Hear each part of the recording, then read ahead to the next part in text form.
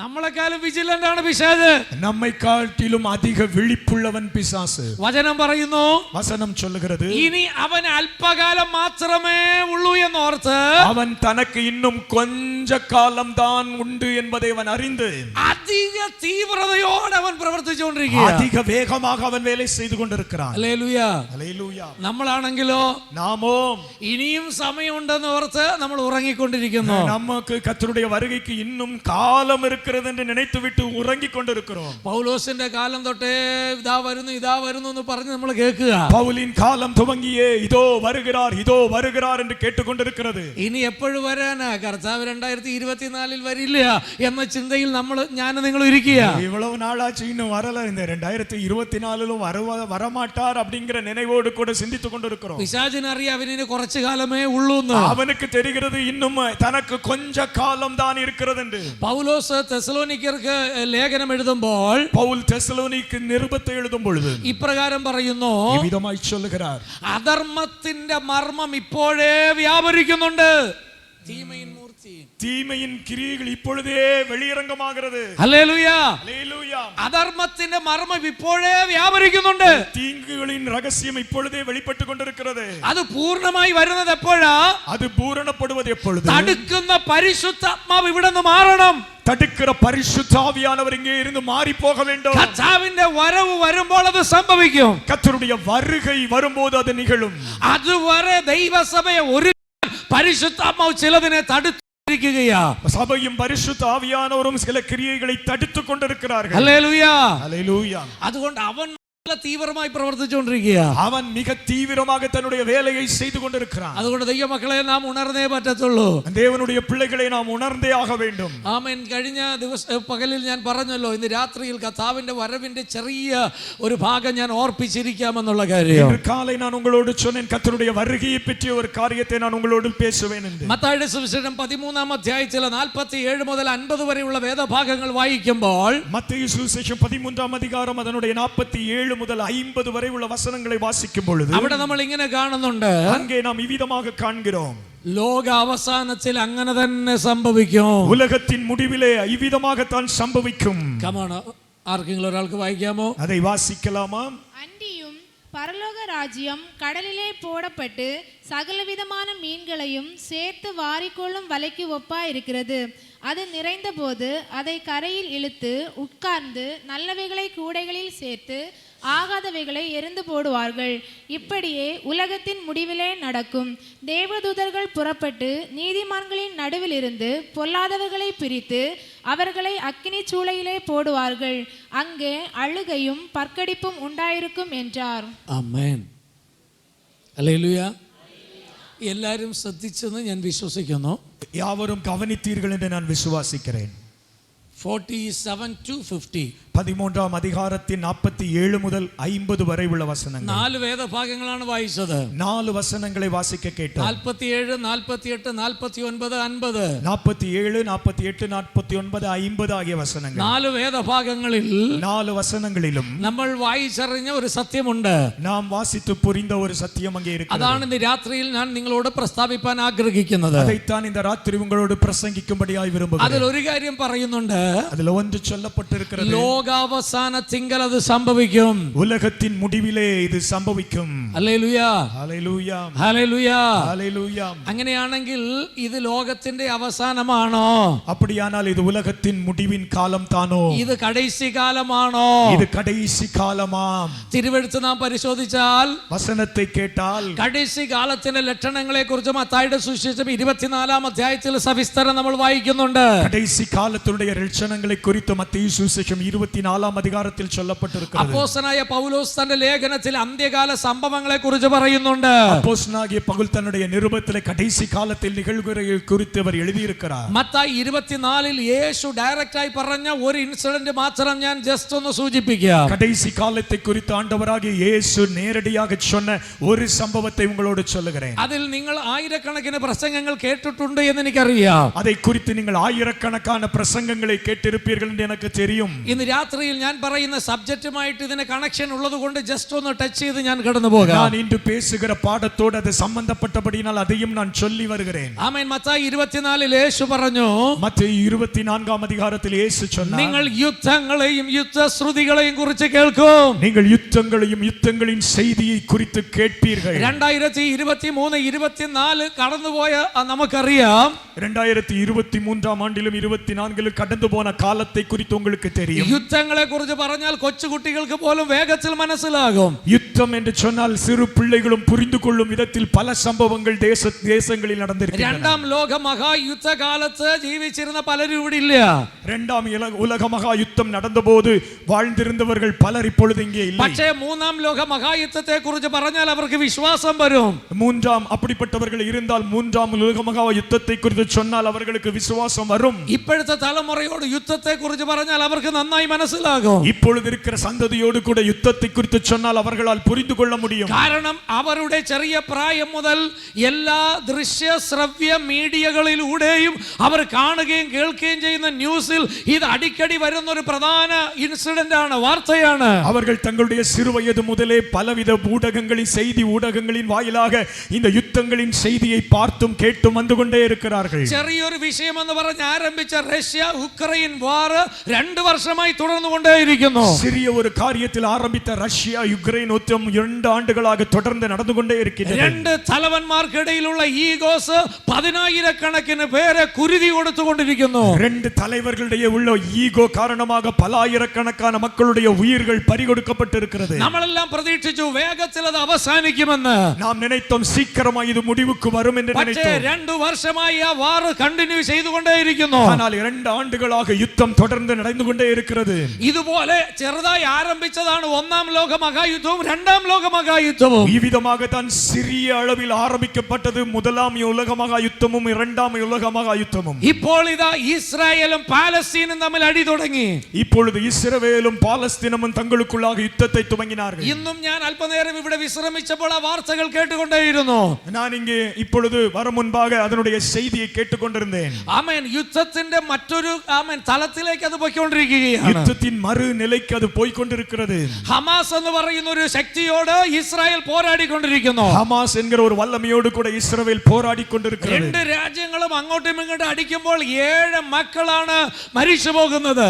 2 சக்திகள் ஒன்றுக்கொன்று போராடும் போது 7 மக்கள் அழிந்து போகிறார்கள். അയ്യോ, അത് അവിടെയല്ലേ എന്ന് വിചാരിച്ച് നമ്മൾ ഏഷ്യൻ കോണ്ടിനെന്റിൽ അങ്ങനെ സ്വസ്ഥമായി ഇരിക്കുകയായിരുന്നു. அது அங்கே தானே நடக்கிறது. நாம் ஆசியாவில் அல்லவா இருக்கிறோம், பத்திரமாய் இருக்கிறோம் என்று நினைக்கிறோம். ഇപ്പോൾ നമ്മൾ കേട്ടു ഏഷ്യയിലും യുദ്ധം തുടങ്ങി. இப்பொழுது நாம் கேள்விப்படுகிறோம் ஆசியாவிலும் யுத்தம் ஆரம்பித்திருக்கிறது. ഒരു യൂറോപ്യൻ രാജ്യം ഒരു ഗൾഫ് രാജ്യം തമ്മിൽ മോദിക്കൊണ്ടിരിക്കുകയാണ്. ஒரு ஐரோப்பிய ராஜ்யமும் ஒரு கல்ஃப் நாடும் யுத்தத்தில் மூழ்கு கொண்டிருக்கிறது. ആമേൻ. ഈ പുസ്തകം പറയാതെ തന്നെ ലോക സംഭവങ്ങൾ നമ്മളോട് പറയുന്നു.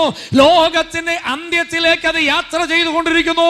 കർത്താവിന്റെ വരവ് മിക സമീപമായിരിക്കുന്നു. கர்த்தருடைய வேதம் மிக தெளிவாக நமக்கு சொல்லி தருகிறது. நாம் கடைசி காலத்தின் ஊடாக போகிறோம். கர்த்தருடைய வருகை சமீபமாய் இருக்கிறது. മനുഷ്യന്റെ നിയന്ത്രണത്തിലല്ല ഇനി കാര്യങ്ങൾ മുൻപോട്ട് പോകുക. மனிதனுடைய எண்ணங்களின்படி அல்ல இனி காரியங்கள் முன்பாக செல்ல போகிறது. മനുഷ്യന്റെ നിയന്ത്രണത്തിലാണ് കാര്യങ്ങൾ പോയിരുന്നതെങ്കിൽ 2 നേതാക്കന്മാർ വിചാരിച്ചിരുന്നെങ്കിൽ യുദ്ധം നിർത്തൽ ചെയ്യാമായിരുന്നു. மனிதனுடைய எண்ணங்களின்படி நடக்கும் என்றால் 2 சக்திகளால யுத்தங்களை நிறுத்த முடிந்திருக்க வேண்டும். പാലസ്തീനും ഇസ്രായേലും തമ്മിൽ എപ്പോഴേ യുദ്ധം നിർത്താമായിരുന്നു. பாலஸ்தீனத்திற்கும் இஸ்ரவேலுக்கும் நடந்த யுத்தம் எப்பொழுதே நிறுத்தப்பட்டிருக்கும். പക്ഷേ ചിലത് സംഭവിച്ച് തന്നെയാകണം. சிலவைகள் நடந்தே ஆக வேண்டும். ഹല്ലേലൂയ, ஹல்லேலூயா, ഹല്ലേലൂയ. ஹல்லேலூயா. ഒരു കാലത്ത് 666 വരുമെന്ന് പറഞ്ഞപ്പോ വിശ്വസിക്കാതിരുന്ന വിജ്ഞാനികൾ ഉണ്ടായിരുന്നു. ஒரு காலத்தில் 666 என்கிற முத்திரை வரும் என்று சொன்னபோது நம்பாதவர்கள் அநேகர் இருந்தார்கள். ആമേൻ. കയ്യിലോ നെറ്റിയിലോ മുദ്ര ഏൽക്കാത്തവർക്ക് ഇവിടെ വിൽക്കാനോ വാങ്ങാനോ വഴിയില്ലെന്ന് ബൈബിൾ പറഞ്ഞപ്പോൾ വിശ്വസിക്കാത്ത ജ്ഞാനികൾ ഉണ്ടായിരുന്നു. கையிலோ நெற்றியிலோ இந்த முத்திரையை தெரியாதவர்கள் வாங்கவோ விற்கவோ முடியாது என்று சொல்லப்பட்ட வேதத்தின் சத்தியத்தை நம்பாத ஞானிகள் இருந்தார்கள். പക്ഷേ ഇപ്പോ എല്ലാവരും അത് സമ്മതിക്കുന്നുണ്ട്. இப்பொழுது அந்த முத்திரையை எல்லாருமே ஏற்றுக்கொண்டு விட்டார்கள். വെളിപ്പാട് പുസ്തകം പറഞ്ഞു, வெளிப்படுத்தின விசேஷம் சொல்லுகிறது. ദാനിയേൽ പുസ്തകം പറഞ്ഞു, தானியேலின் புத்தகம் சொல்லுகிறது. യെഹെസ്കേലിൻ പുസ്തകം പറഞ്ഞു, எசேக்கியேலின் புத்தகம் சொல்லுகிறது. അന്ത്യകാലത്ത് മനുഷ്യൻ നമ്പറിൽ അറിയപ്പെടും. கடைசி காலத்தில் மனிதர்கள் பெயரில் அல்ல எண்களில் அறியப்படுவார்கள். ഹല്ലേലൂയ. ஹalleluya. അത് ശരിവെക്കുന്നതായിരുന്നു ആധാർ. அதற்கு அதை நிரூபணமாக்கும்படியாக வந்திருக்கிறது ஆதார். ഞാൻ പറഞ്ഞ മനസ്സിലായോ? நான் சொல்லுகிறது உங்களுக்கு புரிகிறதா? ഇത് കേട്ടിട്ടും നിങ്ങൾ ഇനിയും ഉണർന്നില്ല എന്നുള്ളതാണ് ആശ്ചര്യം. இதையும் கேட்டுக்கொண்டு இன்னும் உறங்குவீர்களா என்பதுதான் ஆச்சரியம். മനുഷ്യൻ അവസാന നമ്പറിൽ അറിയപ്പെടും. கடைசி காலத்தில் மனிதர்கள் எண்களால் அறியப்படுவார்கள். ബാങ്കിൽ ചെന്ന വേറെ ഒന്നും വേണ്ട, ആധാർ മാത്രം മതി. பேங்க்குக்கு போனால் வேற ஒன்றும் வேண்டாம், உங்கள் பெயரோ எதுவும் வேண்டாம், உங்களுடைய ஆதார் எண் முக்கியம். ആന്ധ്രയിലോ കർണാടകയിലോ ഉള്ള ഒരു കുട്ടിയെ കഴിഞ്ഞ ദിവസം കേരളത്തിൽ ഒരു റെയിൽവേ സ്റ്റേഷനിൽ നിന്ന് കണ്ടുകിട്ടി. ஆந்திராவிலோ கர்நாடகாவிலோ உள்ள ஒரு நபரை ரயில்வே ஸ்டேஷன் கேரளாவில் கண்டுபிடித்தார்கள். ഒരു കൊച്ചുകുട്ടി, ஒரு சிறு பிள்ளை, അതിനൊന്നും അറിയില്ല. அதுக்கு ஒன்றும் தெரியவில்லை. പോലീസുകാർ നേരെ കൊണ്ടുപോയി போலீஸ்காரர்கள் நேராக கொண்டு போனார்கள். അതിന്റെ രണ്ട് തമ്പും വെച്ച് നോക്കി அவர்களுடைய அந்த பிள்ளையுடைய கைரேகையை கொண்டு அந்த எந்திரத்தில் வைத்தார்கள். അല്പനേരം കഴിഞ്ഞപ്പോ கொஞ்ச நேரத்தில் അതിന്റെ പേര്, അതിന്റെ ഊര്, അതിന്റെ നാട് എല്ലാം തെളിവായി വന്നു. அதனுடைய பெயர், ஊர், விலாசம் சகலமும் வந்துவிட்டது. അതുകൊണ്ടാണ് 15 വയസ്സായ കുട്ടികൾക്ക് ബയോമെട്രിക് ഇല്ലേ രീതിയായി ആധാർ വീണ്ടും അപ്ഗ്രേഡ് ചെയ്യണം. 15 வயதுக்கு முன்பாக தங்களுடைய கைரேகைகளை பதித்த பிள்ளைகள் 15 வயது தாண்டும் போது மறுபடி தங்களுடைய கைரேகைகளை புதுப்பிக்க வேண்டும். കൊച്ചുകുട്ടികൾക്ക് ആധാർ എടുത്തവരെ 5 വയസ്സാകുമ്പോൾ അത് വീണ്ടും മാറ്റണം. சிறு பிள்ளைகளுக்கு ஆதார் எடுத்தவர்கள் 5 வயதாகும் போது அதை திரும்ப புதுப்பிக்க வேண்டும். 15 വയസ്സാകുമ്പോൾ വീണ്ടും പുതുക്കണം. 15 വയதாகும் போது திரும்ப புதுப்பிக்க வேண்டும். കൈരേഖകൾക്ക് വ്യത്യാസമുണ്ടാവും. கைரேகைகளில் வளரும் போது சில வித்தியாசங்கள் காணப்படும். റെറ്റിന പവറിന് വ്യത്യാസം വരും. கண்களின் ரேகைகளிலே சில வித்தியாசங்கள் உண்டாகும். നമ്മൾ ആധാർ എടുക്കാൻ ചെന്നപ്പോൾ സൂക്ഷിച്ചു നോക്ക് എന്ന് പറഞ്ഞു. நாம் ஆதார் எடுத்த போது ஒரு இது வழியா போய் நல்ல கண்ணை திறந்து பாருன்னு சொன்னாங்க. നമ്മൾ വിചാരിച്ച ഫ്രണ്ടിൽ ഇരിക്കുന്ന ആന്റിയെ നോക്കാനാണ്. അവിടെ നിന്ന് ഇഴിച്ചു നോക്കി. நாம் இது வழியாக அதிலே முன்னாலே உட்கார்ந்து இருக்கிற ஆன்ட்டியை பார்க்க சொல்றாங்கன்னு நம்ம நல்ல கண்ணை திறந்து பார்த்தோம். അപ്പോഴാണ് പറഞ്ഞത് എന്നെയല്ല ഇതിൽ നോക്ക്. என்னையே பார்க்க வேண்டாம், அதற்குள்ளே பாரு. അപ്പൊ പറഞ്ഞ് കൈ വെക്കാൻ പറഞ്ഞു. அதற்கு பின்பாக ரேகைகளை வைக்க சொன்னார்கள். 2 കൈ വെക്കാൻ പറഞ്ഞു. 2 വിരൽ, 2 விரல்கள், 10 விரல்களையும் வைக்க வைத்தார்கள். പിന്നെ 4 2 വെക്കാൻ പറഞ്ഞു. அடுத்தது 4 விரல்கள், 10 விரல்களும் வைக்கப்பட்டது. അയ്യോ പതിഞ്ഞില്ല, பதியவில்லை. അതുകൊണ്ട് ഒരു ടവൽ എന്നിട്ട് നല്ല തുടച്ചിട്ട് വീണ്ടും വെക്കാൻ പറഞ്ഞു. நன்காக துடைத்து விட்டு திரும்பவும் வை. നമ്മുടെ അടിയാധാരം വരെ അതിനകത്ത് എൻട്രായി. എല്ലാ ആധാരവും അതിനകത്ത് ആധാറായി. நம்முடைய எல்லா ஆதாரங்களும் அதன் உள்ளாக அது பதியப்பட்டு விட்டது. പണ്ടൊക്കെ ആണെങ്കിൽ ഒരു ബാങ്കിൽ നിന്ന് ലോൺ എടുത്ത് അടുത്ത ബാങ്കിൽ ഇല്ല എന്ന് പറഞ്ഞ് അടുത്ത ലോൺ എടുക്കാം. முன்பாயிலும் ஒரு வங்கியிலே போய் கடன் வாங்கிவிட்டு அடைக்காமல் இருந்துவிட்டு இன்னொரு வங்கியில் போய் நான் இதுவரை எங்கேயும் கடன் வாங்கவில்லை என்று அங்கேயும் கடன் வாங்கி விடலாம். ഇപ്പൊ അത് നടക്കൂല. இப்பொழுது அது நடப்பதில்லை. ലോൺ എടുക്കാൻ ബാങ്കിൽ ചെന്നു. ஒரு வங்கிக்கு கடன் வாங்கும்படியாக போனால் 2 വീലർ ലോൺ, 4 വീലർ ലോൺ, 2 சக்கர வாகனத்திற்கான லோன், 4 சக்கர வாகனத்திற்கான லோன். അപ്പൊ ആധാർ ഉണ്ടാ? ஆதார் உங்களுக்கு இருக்கிறதா? ആധാർ കൊടുത്തു. ஆதாரை கொடுங்கள். അടിച്ച് ഡബഡബ നോക്കിയിട്ട് മാനേജർ പറഞ്ഞു ഇത് നടക്കൂല. அதை நான் ஆதார் எண்ணை பதிவு செய்த போது அந்த சகல தகவல்களும் வந்து விட்டது. இங்கே உனக்கு கடன் தர முடியாது. നിനക്ക് സ്കോർ ഇല്ല. സ്കോർ, உனக்கு சிபில் ஸ்கோர் இல்லை. ആദ്യം സ്കോറാണ് പറഞ്ഞത്, സിബിൽ സ്കോർ അല്ല, സ്കോർ. முதல்ல சொல்லப்பட்டது உனக்கு ஸ்கோர் இல்லை என்றுதான். അപ്പോഴാണ് അവൻ ആലോചിച്ചത് ഇന്നലെ കളിച്ച കളിയിൽ ഞാൻ 80 റൺസ് എടുത്തല്ലോ, എനിക്ക് നല്ല സ്കോർ ഉണ്ടല്ലോ. இன்னைக்கு நான் விளையாடிட்டு வந்ததுல நல்ல ஸ்கோர் 80 ரன் நான் எடுத்துட்டு தான இங்க வந்தேன். ക്രിക്കറ്റിന്റെ സ്കോർ അല്ല, നിന്റെ സിബിൽ സ്കോർ. அது உனக்கு சொல்லப்பட்டது நீ கிரிக்கெட்ல பெற்ற ஸ்கோர் இல்ல, உன்னை குறித்த சிபில் ஸ்கோர். നീ ഏതോ ലോൺ എടുത്തിട്ട് 2-3 തവണ ലേറ്റ് പേയ്മെന്റ് ആയപ്പോ നിന്റെ സിബിൽ സ്കോർ പോയി. நீ எடுத்த கடனுக்காக செலுத்த வேண்டிய தொகையை சற்று தாமதமாய் செலுத்தினது நிமித்தமாகவே உன் பெயரில் உள்ள நல்மதிப்பு சிபில் ஸ்கோர் குறைந்து விட்டது. ഈ പുറകിൽ ഇരിക്കുന്ന ആൾക്കാരോടൊന്ന് ചോദിച്ചു നോക്കി, അവരുടെ കാലത്ത് സിബിൽ സ്കോർ എന്ന് വല്ലതും കേട്ടിട്ടുണ്ടോ? பின்னால் இருக்கிற வயதானவரிடத்துல கேட்டு பார்த்தால் எங்கள் காலங்களில் இப்படிப்பட்ட சிபில் ஸ்கோர் ஒன்றும் இல்லை என்று சொல்வார்கள். கேட்டு അവര് பார்த்தால் കേട്ടിരുന്ന ഒരു വലിയ സുപ്രീം കോടതി വക്കീലുണ്ട്, അഡ്വക്കേറ്റ് ഉണ്ടായിരുന്നു, കപിൽ സിബൽ. ஒரு பெரிய வக்கீல் சுப்ரீம் கோர்ட்ல இருந்த கபில் தெரியும், சிபில் தெரியும். കപിൽ സിബൽ എന്ന് പറഞ്ഞൊരു അഡ്വക്കേറ്റിനെ അവർക്കറിയാം. கிரிக்கெட்ல கபில் சிபில் தெரியும். ശ്രദ്ധിക്കൂ, கவனியுங்கள். ഇതൊന്നും പണ്ട് നമ്മൾ കേട്ട് കേൾവിയില്ലാത്ത കാര്യം. முன்பு நாம் கேள்விப்பட்டிராதவைகள் ഇപ്പൊ ഇതെല്ലാവർക്കും നന്നായി തെളിവായിട്ട് അറിയാം. இப்போ நாம் இவைகளை மிக தெளிவாய் அறிந்து வந்திருக்கிறோம். ഇപ്പൊ ഞങ്ങളുടെ നാട്ടിൽ അക്ഷയ സെന്റർ വഴിയാണ് എല്ലാ ആപ്ലിക്കേഷനും കൊടുക്കേണ്ടത്. அக்ஷயா சென்டர் வழியாக இப்பொழுது அநேக அப்ளிகேஷன் கொடுக்கப்பட்டு வருகிறது. വില്ലേജ് ഓഫീസിൽ പോകണ്ട, താലൂക്കിൽ പോകണ്ട, നേരെ അക്ഷയയിൽ പോയി ഒരു ആപ്ലിക്കേഷൻ കൊടുത്താൽ നമുക്ക് ഏത് സർട്ടിഫിക്കറ്റ് വേണം അവിടെ നിന്ന് കിട്ടും. வில்லேஜ் ஆபீஸ்க்கோ முனிசிபலுக்கோ நாம் போக வேண்டியதில்லை. இ சேவை மையத்துக்கு போனால் நமக்கு எந்த சர்டிபிகேட்டும் கிடைக்கும். എനിക്കൊരു ആവശ്യമുണ്ടായി, ഞാൻ പോയി. எனக்கு தேவை வந்தது, நான் போனேன். അപ്പോൾ എൻ്റെ കയ്യിൽ അവിടെ ഫീ ഉണ്ട്. ഫീ കൊടുക്കാനായിട്ട് ചേഞ്ച് ഇല്ലായിരുന്നു. அங்கே ஃபீ கொடுக்கிறதற்கான சில்லறை என்னிடத்தில் இல்லை. അപ്പോൾ പറഞ്ഞു, സാർ പേടിക്കണ്ട, நீங்கள் ஒன்றும் பயப்பட வேண்டாம். ഒരു കുഞ്ഞു മെഷീൻ, ഒരു ചെറിയ മെഷീൻ, ஒரு சின்ன யந்திரம் എൻ്റെ അടുത്ത് പറഞ്ഞ് ഈ തമ്പ് വെക്കാൻ പറഞ്ഞു. உங்களுடைய பெருவரலை வையுங்கள். ഞാൻ വെച്ചു. வைத்தேன். പോൾ കെ മാത്യു, பால் கே மேத்யூ தானே நீங்க? എൻ്റെ അഡ്രസ്, என்னுடைய விலாசம், എൻ്റെ അക്കൗണ്ട് ഡീറ്റെയിൽസ്, என்னுடைய வங்கி கணக்கு தகவல். ഇത് ശരിയാണോ? ഇത് സാറിന്റെ അക്കൗണ്ട് ആണോ? இது சரியான அக்கவுண்ட் தானா? സാറിന്റെ അക്കൗണ്ട് ആണോ? இது உங்களுடைய வங்கி கணக்கு தானா? എന്റെ അക്കൗണ്ട് തന്നെ. ஆமா, இது என்னுடைய கணக்கு தான். അപ്പോൾ ഓക്കെ, ഒരു ടിക്ക് കൊടുക്കാൻ പറഞ്ഞു. அப்படினா ஒரு டிக் கொடுங்கள். കുറച്ചുകൂടെ കഴിഞ്ഞപ്പോൾ 59 രൂപ എൻ്റെ അക്കൗണ്ടിൽ നിന്ന് ഡെബിറ്റ് ആയിട്ട് എനിക്ക് മൊബൈലിൽ മെസ്സേജ് വന്നു. கொஞ்ச நேரத்துல நான் காசு கொடுக்காமயே எனக்கு ஒரு மெசேஜ் வருது, உங்க அக்கவுண்ட்ல இருந்து 59 ரூபாய் நீங்க செலுத்தி விட்டீர்கள். പോണതും അറിയൂല, വരുന്നതും അറിയൂല. போறதும் தெரிய மாட்டேங்குது, வர்றதும் தெரிய மாட்டேங்குது. ഈ പണ്ട് ഇതൊക്കെ പറഞ്ഞാൽ ആരെങ്കിലും വിശ്വസിക്കുമായിരുന്നോ? முன்பு ஒரு காலத்தில் இவ்விதமாக நடக்கும் என்று சொன்னால் யாராகிலும் நம்பி இருப்பார்களா? കഴിഞ്ഞ ദിവസം നമ്മുടെ യോശുവ ബ്രദറിന്റെ കടയിൽ വാച്ച് വാങ്ങാൻ പോയി എന്ന് വിചാരിക്കുക. நான் யோசுவா பிரதருடைய கடையில வாட்ச் வாங்குறதற்காக போனேன் என்று வைத்துக் கொள்ளுங்கள். എനിക്ക് വായിൽ വന്നത് ഇപ്പോൾ ജോഷുവ ബ്രദറാണ്. ഇന്നത്തെ എൻ്റെ ഇര ജോഷുവ ബ്രദർ. என்னுடைய வாயில வந்தது ஜோஷுவா பிரதர் தான். അവിടെ ഞാൻ കടയിൽ പോയി. அவருடைய கடைக்கு போனேன். പെട്ടെന്ന് ഞാൻ പേഴ്സ് തപ്പി, പേഴ്സ് ഇല്ല. அங்கே போனால் என்னுடைய பேர்ஸ் என்கிட்ட இல்ல, മറന്നുപോയി, மறந்து போனேன். അപ്പോൾ യോശുവ ബ്രദർ പറയാണ്, யோசுவா பிரதர் சொல்லுகிறார், பாஸ்டர் மொபைல் இருந்தா ஸ்கேனர் உண்டு பாஸ்டர். நீங்க போன் வச்சிருந்தா போதும் பாஸ்டர், ஸ்கேனர் எல்லாம் அங்க இருக்கு. ഒന്ന് ആലോചിച്ച് നോക്കിയേ.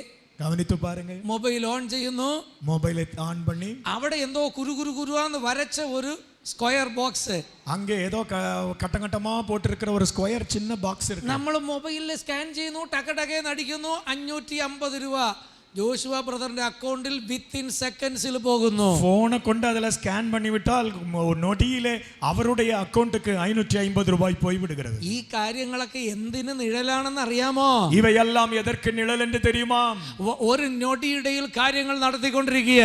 நொடிகளில் காரியங்கள் நடப்பிக்கப்பட்டு கொண்டிருக்கிறது. നേരത്തെ ആണെങ്കിൽ റെഡിയായി നേരെ ബാങ്കിൽ പോയി പാസ്ബുക്ക് എടുത്ത് അവിടെ നിന്ന് പേ ഇൻ സ്ലിപ്പോ അല്ലെങ്കിൽ വിത്ഡ്രോവൽ സ്ലിപ്പോ എഴുതി കൊടുത്ത് ടോക്കൺ 1, 2, 3 എന്ന് വിളിക്കുന്നത് വരെ നോക്കിയിരുന്ന് തള്ളിപ്പിടിച്ച് അവിടെ ചെന്ന് കാശം മേടിച്ച് വേർത്ത് കുളിച്ച് നേരെ താഴെ കൊണ്ടുവന്ന് അതിൽ നിന്ന് ചില്ലറ എടുത്ത് കടയിൽ കൊടുത്ത് അപ്പുറത്ത് കൊടുത്ത് ഇങ്ങനെ കാര്യങ്ങൾ നടന്നൊരു കാലമുണ്ട്. முன்பு பணத்தை கையில் கொண்டு வர வேண்டும் என்றால் நம்முடைய வங்கி கணக்குக்காக பாஸ்புக்கை கொண்டு போய் அங்கே போய் விட்ரால் ஸ்லிப்போ செக்கையோ போட்டு அதற்கு அவங்க ஒரு டோக்கன் நம்பர் தர, அந்த டோக்கன் நம்பர் கூப்பிடுவார்கள் என்று காலமாக காத்திருந்து கூப்பிட்டு பணத்தை வாங்கி வந்து கடையில் போய் பணத்தை கொடுத்து வாங்க வேண்டிய காலமாக முன்பு இருந்தது. இப்போ கேஷியரும் ക്ലർക്കും പിയൂണും ഈച്ച അടിച്ചുകൊണ്ടിരിക്കുകയാണ്. ബാങ്കിൽ ആളെ കാണില്ല. இப்போ கேஷியருக்கும் வேலை இல்லை, ക്ലർക്കും വേല ഇല്ല, ഒത്തർക്കും അங்க வேலை இல்லை, எல்லாம் மிஷின் தான் செஞ்சுட்டு. നേരത്തെ ടോക്കൺ അനുസരിച്ച് ക്യൂ നിന്നിരുന്നല്ലേ? முன்பு டோக்கனை வைத்து வரிசையில் நின்று கொண்டிருந்தார்கள். ഇപ്പൊ ഏത് പാതി രാത്രി ആർക്കും എവിടെയും കാശ് അയക്കാം. இப்போ எந்த ராத்திரியானாலும் எங்கிருந்தும் யாரும் பணத்தை எடுத்துக்கொள்ளலாம். പാസ്റ്റർ സാംജിക്ക് എനിക്ക് ഒരു 50,000 രൂപ അയക്കണം. ഇല്ല, ഞാൻ എക്സാമ്പിൾ പറയാണ്. பாஸ்டர் சாம்ஜி அவர்கள் எனக்கு 50,000 ரூபாய் அனுப்பணும், வைத்துக் கொள்ளுவோம். ഒരു സെക്കൻഡ്, ஒரு நொடியிலே. ഹല്ലേലൂയ, ஹல்லேலூயா. അക്കൗണ്ട് നമ്പരേ വേണ്ട, அக்கவுண்ட் எண் கூட வேண்டாம். ഇപ്പൊ എല്ലാം ഗൂഗിൾ അമ്മച്ചിയാണ്. இப்ப எல்லாம் கூகுள் அம்மா. അല്ലേ? പാസ്റ്റർ ജിപേ ഉണ്ടാ? பாஸ்டர் ஜிபே உண்டா? ഫോൺ പേ ഉണ്ടാ? ഫോൺ പേ ഉണ്ടാ? പേടിഎം ഉണ്ടാ? പേടിഎം ഉണ്ടാ?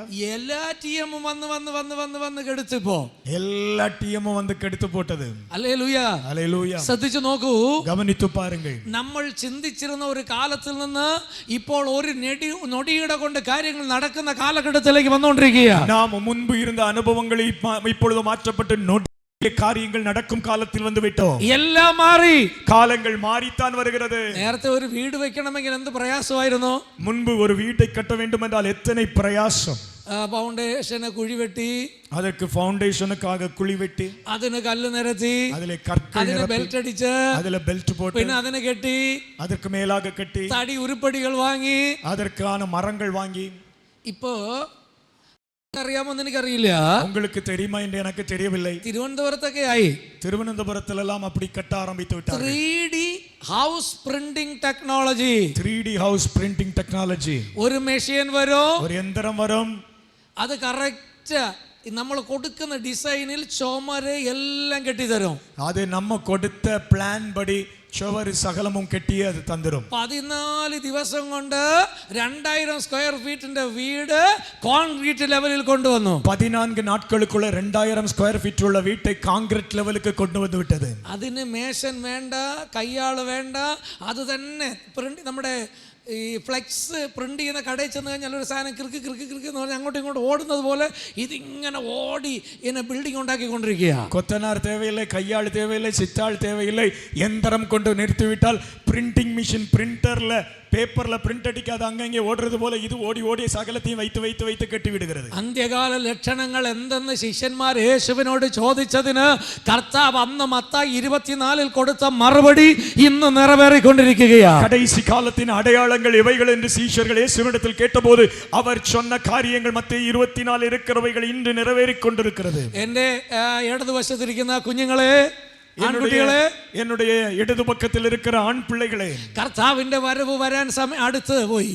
தேவனுடைய வருகை மிக சமீபமாயிருக்கிறது. നിങ്ങൾ ഒരുങ്ങിയില്ലെങ്കിൽ, நீங்கள் ஆயத்தப்படவில்லை, രക്ഷിക്കപ്പെട്ടില്ലെങ്കിൽ, ரட்சிக்கப்படவில்லை, സ്നാനപ്പെട്ടില്ലെങ്കിൽ, ஞானஸ்நானம் எடுக்கவில்லை, അഭിഷേകം പ്രാപിച്ചില്ലെങ്കിൽ, அபிஷேகம் பெறவில்லை என்றால் കർത്താവ് വരും, നിങ്ങൾ കൈവിടപ്പെട്ടു പോകും. கர்த்தர் வருவார், நீங்கள் கைவிடப்பட்டு போவீர்கள். നിങ്ങളുടെ നില വളരെ പരിതാപകരമായി പോകും. உங்களுடைய நிலை மிக பரிதாபமாக ഈ போய்விடும். സൈഡിലിരിക്കുന്ന പെൺകുട്ടികളോട് ഞാൻ പറയുന്നു, இங்கே இருக்கிற பெண் பிள்ளைகளோடு சொல்லுகிறேன், രക്ഷയുടെ സമയത്ത് രക്ഷിക്കപ്പെടുക, ரட்சிக்கப்படும் காலத்தில் ரட்சிக்கப்பட்டு സ്നാനപ്പെടേണ്ട സമയത്ത് സ്നാനപ്പെടുക, ஞானஸ்நானம் பெற வேண்டிய சமயத்தில் അഭിഷേകം പ്രാപിക്കേണ്ട സമയത്ത് അഭിഷേകം പ്രാപിക്കുക. அபிஷேகம் பெற்றுக்கொள்ள வேண்டிய நீ அபிஷேகம் பெற்றுக்கொள். കർത്താവ് പറഞ്ഞു, എന്റെ ആത്മാവില്ലാത്തവൻ എനിക്കുള്ളവനല്ല. என்னுடைய ஆவியை இல்லாதவன் என்னுடையவன் அல்ல. ഹല്ലേലൂയ, ഹല്ലേലൂയ, ഹല്ലേലൂയ. ഹല്ലേലൂയ. ഇവിടെ കൊട്ടും പാടി അമ്മയുടെ അപ്പന്റെ നിഴലിൽ നിങ്ങൾക്ക് ജീവിക്കാം. இப்பொழுது நீங்கள் உங்கள் தாய் தகப்பனுடைய நிழலிலே வாழ்ந்து கொண்டிருக்கலாம். ഒരുപക്ഷേ ഇന്ന് രാത്രിയിൽ കർത്താവ് വന്നാൽ, இந்த ராத்திரி ஒருவேளை ஆண்டவர் இயேசு வந்தால், ഈ പ്രസംഗം നടന്നുകൊണ്ടിരിക്കുമ്പോൾ കർത്താവ് വന്നാൽ, இந்த பிரசங்கம் நடந்து கொண்டிருக்கும் போதே ஆண்டவராக இயேசு ഒരു வந்தால், പക്ഷേ ഈ യോഗത്തിന്റെ കടസിയിൽ കർത്താവ് വന്നാൽ, ஒருவேளை இந்த கூட்டத்தின் கடைசி வேளையிலே கர்த்தர் வந்தார், ഒരു പക്ഷേ യോഗം കഴിഞ്ഞ് നിങ്ങൾ വീട്ടിലേക്ക് പോകുമ്പോൾ കർത്താവ് വന്നാൽ, ஒருவேளை இந்த கூட்டம் முடிந்து நீங்கள் வீட்டுக்கு போகும்போது கர்த்தர் வந்தார், നിങ്ങളൊന്ന് ചിന്തിക്കണം, ഞാൻ ആ കർത്താവിന്റെ വരവിൽ പോകുമോ? நான் கர்த்தருடைய வருகையில் போவேனா என்பதை சிந்திக்க வேண்டும். ഹല്ലേലൂയ. ஹல்லேலூயா. രണ്ട് കാര്യങ്ങൾ നമ്മൾ ഫേസ് ചെയ്യണം. ரெண்டு காரியங்களை நாம் சந்தித்தாக ഒന്ന് வேண்டும். നമ്മുടെ മരണം, ஒன்று மரணத்தை രണ്ട് சந்திக்க வேண்டும். കർത്താവിന്റെ വരവ്. இரண்டாவது கர்த்தருடைய வருகை. ഇത് അറിയാതെ വരുന്ന കാര്യമാണ്. இதை அறியாதவர், ഇത് അറിയാതെ വരുന്നതാണ്, നമുക്ക് தெரியாതെ വരുന്ന കാര്യമാണ്. இது நமக்கு தெரியாத காரியம். ഹല്ലേലൂയ. ஹல்லேலூயா. മരണം എപ്പോൾ സംഭവിക്കും നമുക്കറിയില്ല. இது மரணம் எப்பொழுது சந்திக்கும் என்பது நமக்கு தெரியாது. കർത്താവിന്റെ വരവ് എപ്പോഴും നമുക്കറിയില്ല. கர்த்தருடைய வருகை நமக்கு எப்பொழுது இருக்கும் என்பது ഇത് நமக்கு தெரியாது. രണ്ടിനു വേണ്ടി നമ്മൾ എപ്പോഴും റെഡി ആയിരിക്കണം. இந்த ரெண்டையும் சந்திக்க எப்பொழுதும் ஆயத்தப்பட வேண்டும். ഹല്ലേലൂയ, ஹல்லேலூயா, ഹല്ലേലൂയ. ஹல்லேலூயா. അതുകൊണ്ടാണ് അപ്പോസ്തലനായ പൗലോസ് കൊരിന്ത്യർക്ക് ലേഖനം എഴുതുമ്പോൾ அதற்காகத்தான் பவுல் அப்போஸ்தலன் கொரிந்தியருக்கான நிருபத்தை எழுதும் பொழுது അവിടെ ഇങ്ങനെ പറയുന്നു, அங்கே இவ்விதமாய் சொல்லி കൂടാരമായ ഞങ്ങളുടെ ഭൗമ ഭവനം അഴിഞ്ഞു പോയാൽ കൈപ്പണിയല്ലാത്ത ഒരു നല്ല വീട് ഞങ്ങൾക്ക് സ്വർഗ്ഗത്തിലുണ്ട്. பூமிக்குரிய கூடாரமாகிய இந்த கூடாரம் அழிந்து போனாலும் கைவேலை இல்லாத ஒரு நித்திய வீடு பரலோகத்திலே நமக்கு உண்டு. ഹല്ലേലൂയ, ஹல்லேலூயா, ഹല്ലേലൂയ. ஹல்லேலூயா. ആൺകുട്ടികളോടും പെൺകുട്ടികളോടും ഞാൻ ചോദിക്കുന്നു, ஆண் பிள்ளைகளோடும் பெண் பிள்ளைகளோடும் நான் கேள்வி கேட்கிறேன். പൗലോസ് പറയുന്നു, ഈ ശരീരം ഒരു കൂടാരം. பவுல் சொல்லுகிறார், இது வெறும் ஒரு கூடாரம். ആമേൻ. ஆமென். ഇത് അഴിയും. இது அழிந்து போகும். എങ്ങനെ ഇത് അഴിയുന്നത്? இது எப்படி അழிந்து போகும்? ഇത് മർത്യമായതാണ്. இது മർത്യം അഴിയുന്നതാണ്. അഴിந்து പോകും തന്മയുടേത്. ആമേൻ. ഇതിന്റെ അകത്ത് അമർത്യമായ ഒരു ആത്മാവുണ്ട്. இதற்குள்ளே அழியாத ஒரு ஆத்மா இருக்கிறது. ആ ആത്മാവിന് ഈ കൂടാരം വിട്ടോ വേറൊരു കൂടാരത്തിൽ പോയേ പറ്റൂ. இந்த கூடாரத்துக்குள் இருந்த அந்த அழியாத ஆத்மா இன்னொரு கூடாரத்துக்குள் போயே ஆக வேண்டும். അത് അവിടെ ഉറപ്പിച്ചവർക്ക് ഇവിടെ സന്തോഷമാണ്. அதை குறித்து உறுதி உடையவர்களுக்கு இப்பொழுது சந்தோஷம் தான். ഹല്ലേലൂയ, ஹல்லேலூயா, ഹല്ലേലൂയ. ஹல்லேலூயா. അതുകൊണ്ട് അതുകൊണ്ട് ഈ കൂടാരം അഴിഞ്ഞു പോയാൽ ഞങ്ങൾക്ക് ഭയമില്ല. அப்படிப்பட்ட உறுதியுடையவர்களுக்கு இந்த கூடாரம் அழிந்து போகுமானால் பயம் ஒன்றும் இல்லை. അതാണ് മരണം എന്ന് പറയുന്നത്. அதைத்தான் மரணம் என்று சொல்லுகிறோம். മരണത്തെ ദൈവമക്കൾക്ക് ഭയമില്ല. மரணத்தை குறித்து தேவ பிள்ளைகள் பயப்பட வேண்டும். കാരണം എന്താണ്? காரணம் என்னவென்றால் ഇവിടെ 70-80 വർഷം ജീവിക്കാൻ ഒരു കൂടാരം ആവശ്യം. இந்த பூமியிலே 70-80 ஆண்டுகள் வாழ்வதற்கு ஒரு கூடாரம் தேவை. എന്നാൽ ഈ കൂടാരം ഒരു ദിവസം അഴിഞ്ഞു പോകും. ஒரு நாள் இந்த கூடாரம் அழிந்து போகும். എന്നാൽ അവിടെ ഒരു കൂടാരം ഉറപ്പിച്ചവർക്ക് ഈ കൂടാരം പോകുന്നതിൽ ആമേൻ കവലയില്ല. அங்கே ஒரு கூடாரத்தை குறித்த நிச்சயமுடையவர்களுக்கு இந்த கூடாரம் அழிந்து போவது ஒரு கவலை இல்லை. ഹല്ലേലൂയാ. ஹல்லேலூயா. ശക്തിയോടെ வல்லமையோടെ. മരണത്തെ കുറിച്ച് ഭയപ്പെടാൻ കാരണം എന്ത്? மரணத்தை குறித்து பயம் ஏன் தெரியுமா? മലയാളത്തിൽ മരണം എന്ന വാക്ക് 2 വേർഡാണ്. மலையாளத்தில் மரணம் என்கிற வார்த்தைக்கு 2 பதங்கள் இருக்கின்றன. മാ പ്ലസ് രണം മരണം. மா பிளஸ் ரணம் மரணம். രണം മീൻസ് യുദ്ധം. ரணம் என்றால் அதற்கு ஒரு பொருள் யுத்தம். யுத்தம் നീങ്ങുന്നതാണ് മരണം. மரணம் என்பது யுத்தம் மாறிப்போவதே. ഇവിടത്തെ പോരാട്ടം അവസാനിക്കുന്നു. மரணம் என்பது இப்போ இங்கே உள்ள ஒரு போராட்டத்திற்கு ஒரு முடிவை தருகிறது. അപ്പൊ ഓർക്കണം, ഇന്ന് ആരോഗ്യത്തോടെ മസിലൊക്കെ പെരുപ്പിച്ച് നടക്കുന്ന നമുക്ക് മരണമുണ്ട്. இங்கே இப்பொழுது நல்ல திடகாத்திரமாய் ஆரோக்கியமாய் இருக்கிறவர்களும் புரிந்து கொள்ள வேண்டும், நமக்கும் மரணம் உண்டு. ഇന്ന് വെളുപ്പിനെ ഒരു അപ്പനും അമ്മയും സൂയിസൈഡ് ചെയ്തു. இன்று காலை ஒரு தகப்பனும் தாயும் தற்கொலை செய்து கொண்டார்கள். ஒரே ஒரு மகள் உண்டு. அவளுக்கு ഇഷ്ടമുള്ളവന്റെ കൂടെ പോയി. அவளுக்கு பிரியமான ஒருவனோடு அவள் போய்விட்டாள். അവർക്ക് വേദന താങ്ങാൻ കഴിഞ്ഞില്ല. அந்த வேதனை அவர்களால் தாங்கிக் கொள்ள முடியவில்லை. അവർ ഉടനെ റൂമിനകത്ത് കയറി സൂയിസൈഡ് ചെയ്തു. அவர்கள் தங்கள் അറയ്ക്കുள்ளே പോയി தற்கொலை செய்து கொண்டார்கள். നോക്കൂ, മരണം എങ്ങനെയൊക്കെയാ ജീവിതങ്ങളെ സന്ധിച്ചുകൊണ്ടിരിക്കുന്നത്. மரணம் எவ்விதமாக வாழ்க்கையை அழித்துக் கொண்டிருக்கிறது என்பதை யோசியுங்கள். വൈകുന്നേരം വരാം കാണാമെന്ന് ഏക കുഞ്ഞിന് ജന്മം നൽകി കാത്തിരിക്കുന്ന ഭാര്യയോട് ടാറ്റ പറഞ്ഞിട്ട് ബാങ്ക് ഉദ്യോഗസ്ഥൻ ജോലിക്ക് കടന്നുപോയി. நான் திரும்பி வருவேன் என்று சொல்லி மனைவிக்கும் பிள்ளைக்கும் பாய் சொல்லிவிட்டு போன கணவர் வேலைக்கு തിരിച്ച് ബാങ്ക് ജോലി കഴിഞ്ഞ് 5 മണിക്ക് വരുമ്പോൾ வங்கி வேலை முடித்து திரும்பி வரும் பொழுது പ്രസവിച്ച് കിടക്കുന്ന ഭാര്യയ്ക്ക് സ്വീറ്റ്സ് ഒക്കെ മേടിച്ച് குழந்தை பெற்று கிடக்கிற தன்னுடைய மனைவிக்கு இனிப்புகளை வாங்கிக் கொண்டு ഓപ്പോസിറ്റ് സൈഡിൽ കിടക്കുന്ന കാറിലേക്ക് ഓടിപ്പോയതാ. தன் மறுபக்கம் தான் நிறுத்தியிருந்த காருக்கு அவர் வேகமாக ரோட்டை கிராஸ் பண்ணினார். ഒരു കാറിനെ ഓവർടേക്ക് ചെയ്ത് വന്ന ലോറി ഈ ചെറുപ്പക്കാരന്റെ ശരീരത്തിൽ തട്ടി. ஒரு காரை ஓவர்டேக் பண்ணி வந்த ஒரு லாரி இந்த வாலிபனை அடித்து போட்டது. അടുത്ത് പുറകിൽ നിന്ന് വാഹനം ഇതിന്റെ മുകളിലൂടെ കയറിപ്പോയി. അടുത്ത് വന്ന വാഹനം മേലോട് ഏറി പോനது. ആമേൻ. 7 മണിയായി 8 മണിയായി ഭാര്യ കാത്തിരിക്കുകയാ സ്വീറ്റുമായിട്ട് ഇപ്പോൾ ഹസ്ബൻഡ് വരുമെന്ന്. 7 മണി 8 മണി ആகிறது മனைவி കാത്തിരിக்கிறாள் தன் கணவர் இனிப்போடு வருவார் என்று. അയ്യോ, കുഞ്ഞിന്റെ ജനനത്തിന്റെ സന്തോഷം വരുന്ന ആമേൻ അവസാനിക്കുന്നതിന് മുന്നമേ തന്നെ മരണത്തിന്റെ செய்தி வீட்டிലേക്ക് കടന്നു വരികയാണ്. குழந்தை பிறந்ததின் சந்தோஷத்தின் நிறைவு முடிவதற்குள்ளாக மரணத்தின் செய்தி குடும்பத்தில். മരണം എപ്പോൾ സംഭവിക്കുമെന്ന് നമുക്കറിയില്ല. മരണം எப்பொழுது நிகழும் என்பது நமக்கு தெரியாது. പക്ഷേ ഈ കൂടാരം അഴിയുമ്പോൾ ഒരു നല്ല കൂടാരം ഉയരത്തിൽ ഉണ്ട് എന്ന് കൺഫേം ചെയ്തവർക്ക് മരണത്തെ ഭയമില്ല. இந்த கூடாரம் அழியும் போது எனக்கு இன்னொரு கூடாரம் உண்டு என்கிற நிச்சயம் உடையவர்களுக்கு மரணம் பயமல்ல. ഇന്ന് രാത്രിയിൽ ഇവിടെ ഇരിക്കുന്ന എത്ര പേർക്ക് ആ നിശ്ചയമുണ്ട്, എനിക്ക് ഉയരത്തിൽ ഒരു കൂടാരമുണ്ട്. இந்த ராத்திரி இங்கே இருக்கிற எத்தனை பேருக்குள்ளாக நிச்சயம் உண்டு, எனக்கு அப்படிப்பட்ட ஒரு கூடாரம் உண்டு. പ്രാപിച്ച ദൈവജനം കർത്താവിനെ സ്തുതിച്ചാട്. அப்படிப்பட்டவைகளை பெற்று ഹല്ലേലൂയ, ഹല്ലേലൂയ, ഹല്ലേലൂയ, ഹല്ലേലൂയ. വാഴുന്നിരുന്ന കാലത്ത് സമ്പന്നനായി ജീവിച്ച അബ്രഹാം, வாழ்ந்திருந்த காலத்தில் ஐஸ்வர்யவானாய் வாழ்ந்திருந்த ஆபிரகாம் വലിയ സമ്പന്നനായിരുന്നു, பெரிய ஐஸ்வர்யவானாயிருந்தார். പക്ഷേ തിരുവെഴുത്ത് പറയുന്നു, ஆனால் வேதம் சொல்லுகிறது, ദൈവം കൊടുത്ത ഈ സമ്പത്തോടു കൂടി അബ്രഹാം ജീവിക്കുമ്പോൾ, தேவன் கொடுத்த இந்த ஐஸ்வர்யங்களோடு கூட ஆபிரகாம் வாழும் பொழுது, പക്ഷേ അബ്രഹാമിന്റെ നോട്ടം എവിടെയായിരുന്നു അറിയാമോ? ஆபிரகாமுடைய சிந்தை எல்லாம் எங்கே இருந்தது தெரியுமா? നിങ്ങളെ പോലെ ജോലിയുടെ പ്രമോഷനിൽ അല്ല ചിന്ത.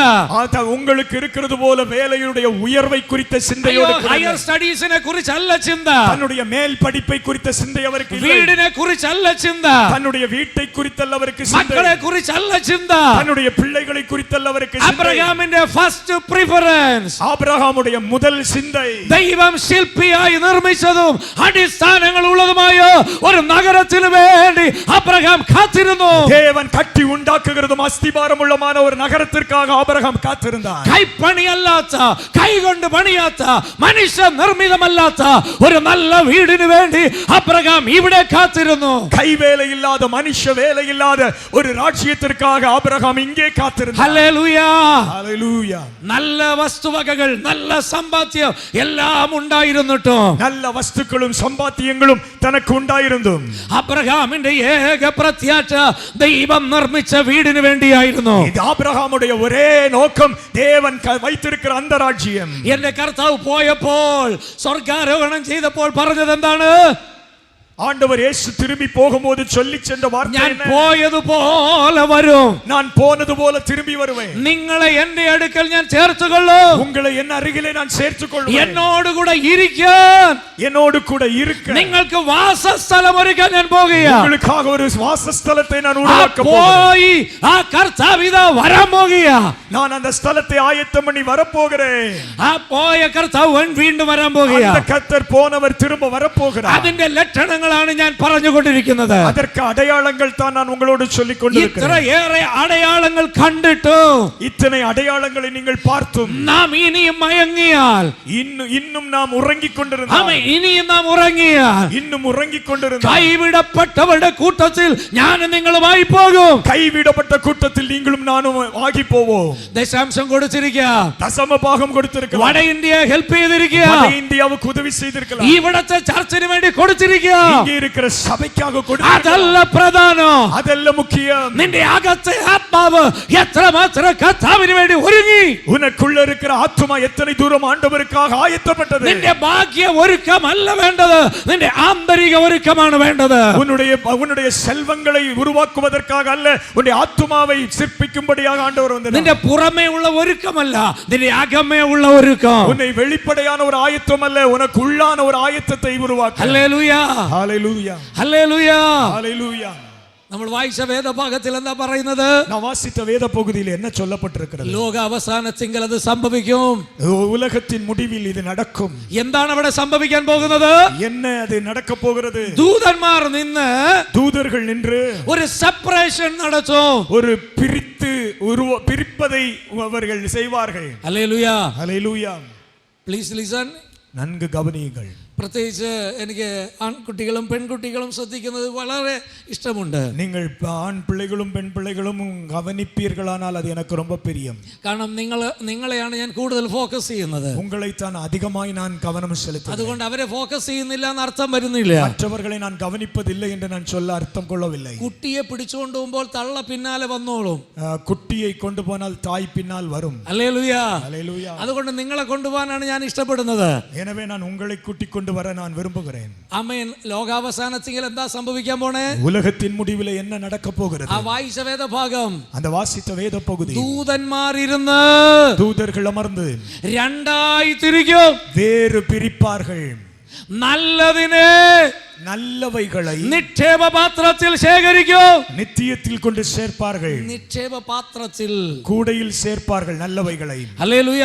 ஹல்லேலூயா. നല്ലതിനെ நல்லவைகளை നല്ല പാത്രത്തിൽ, நல்ல பாத்திரத்தில் சேர்ப்பார்கள். ചീത്ത கெட்டுப்போனதை എവിടെ എറിയും? எங்கே எறிவார்கள்? ആ വചനത്തിൽ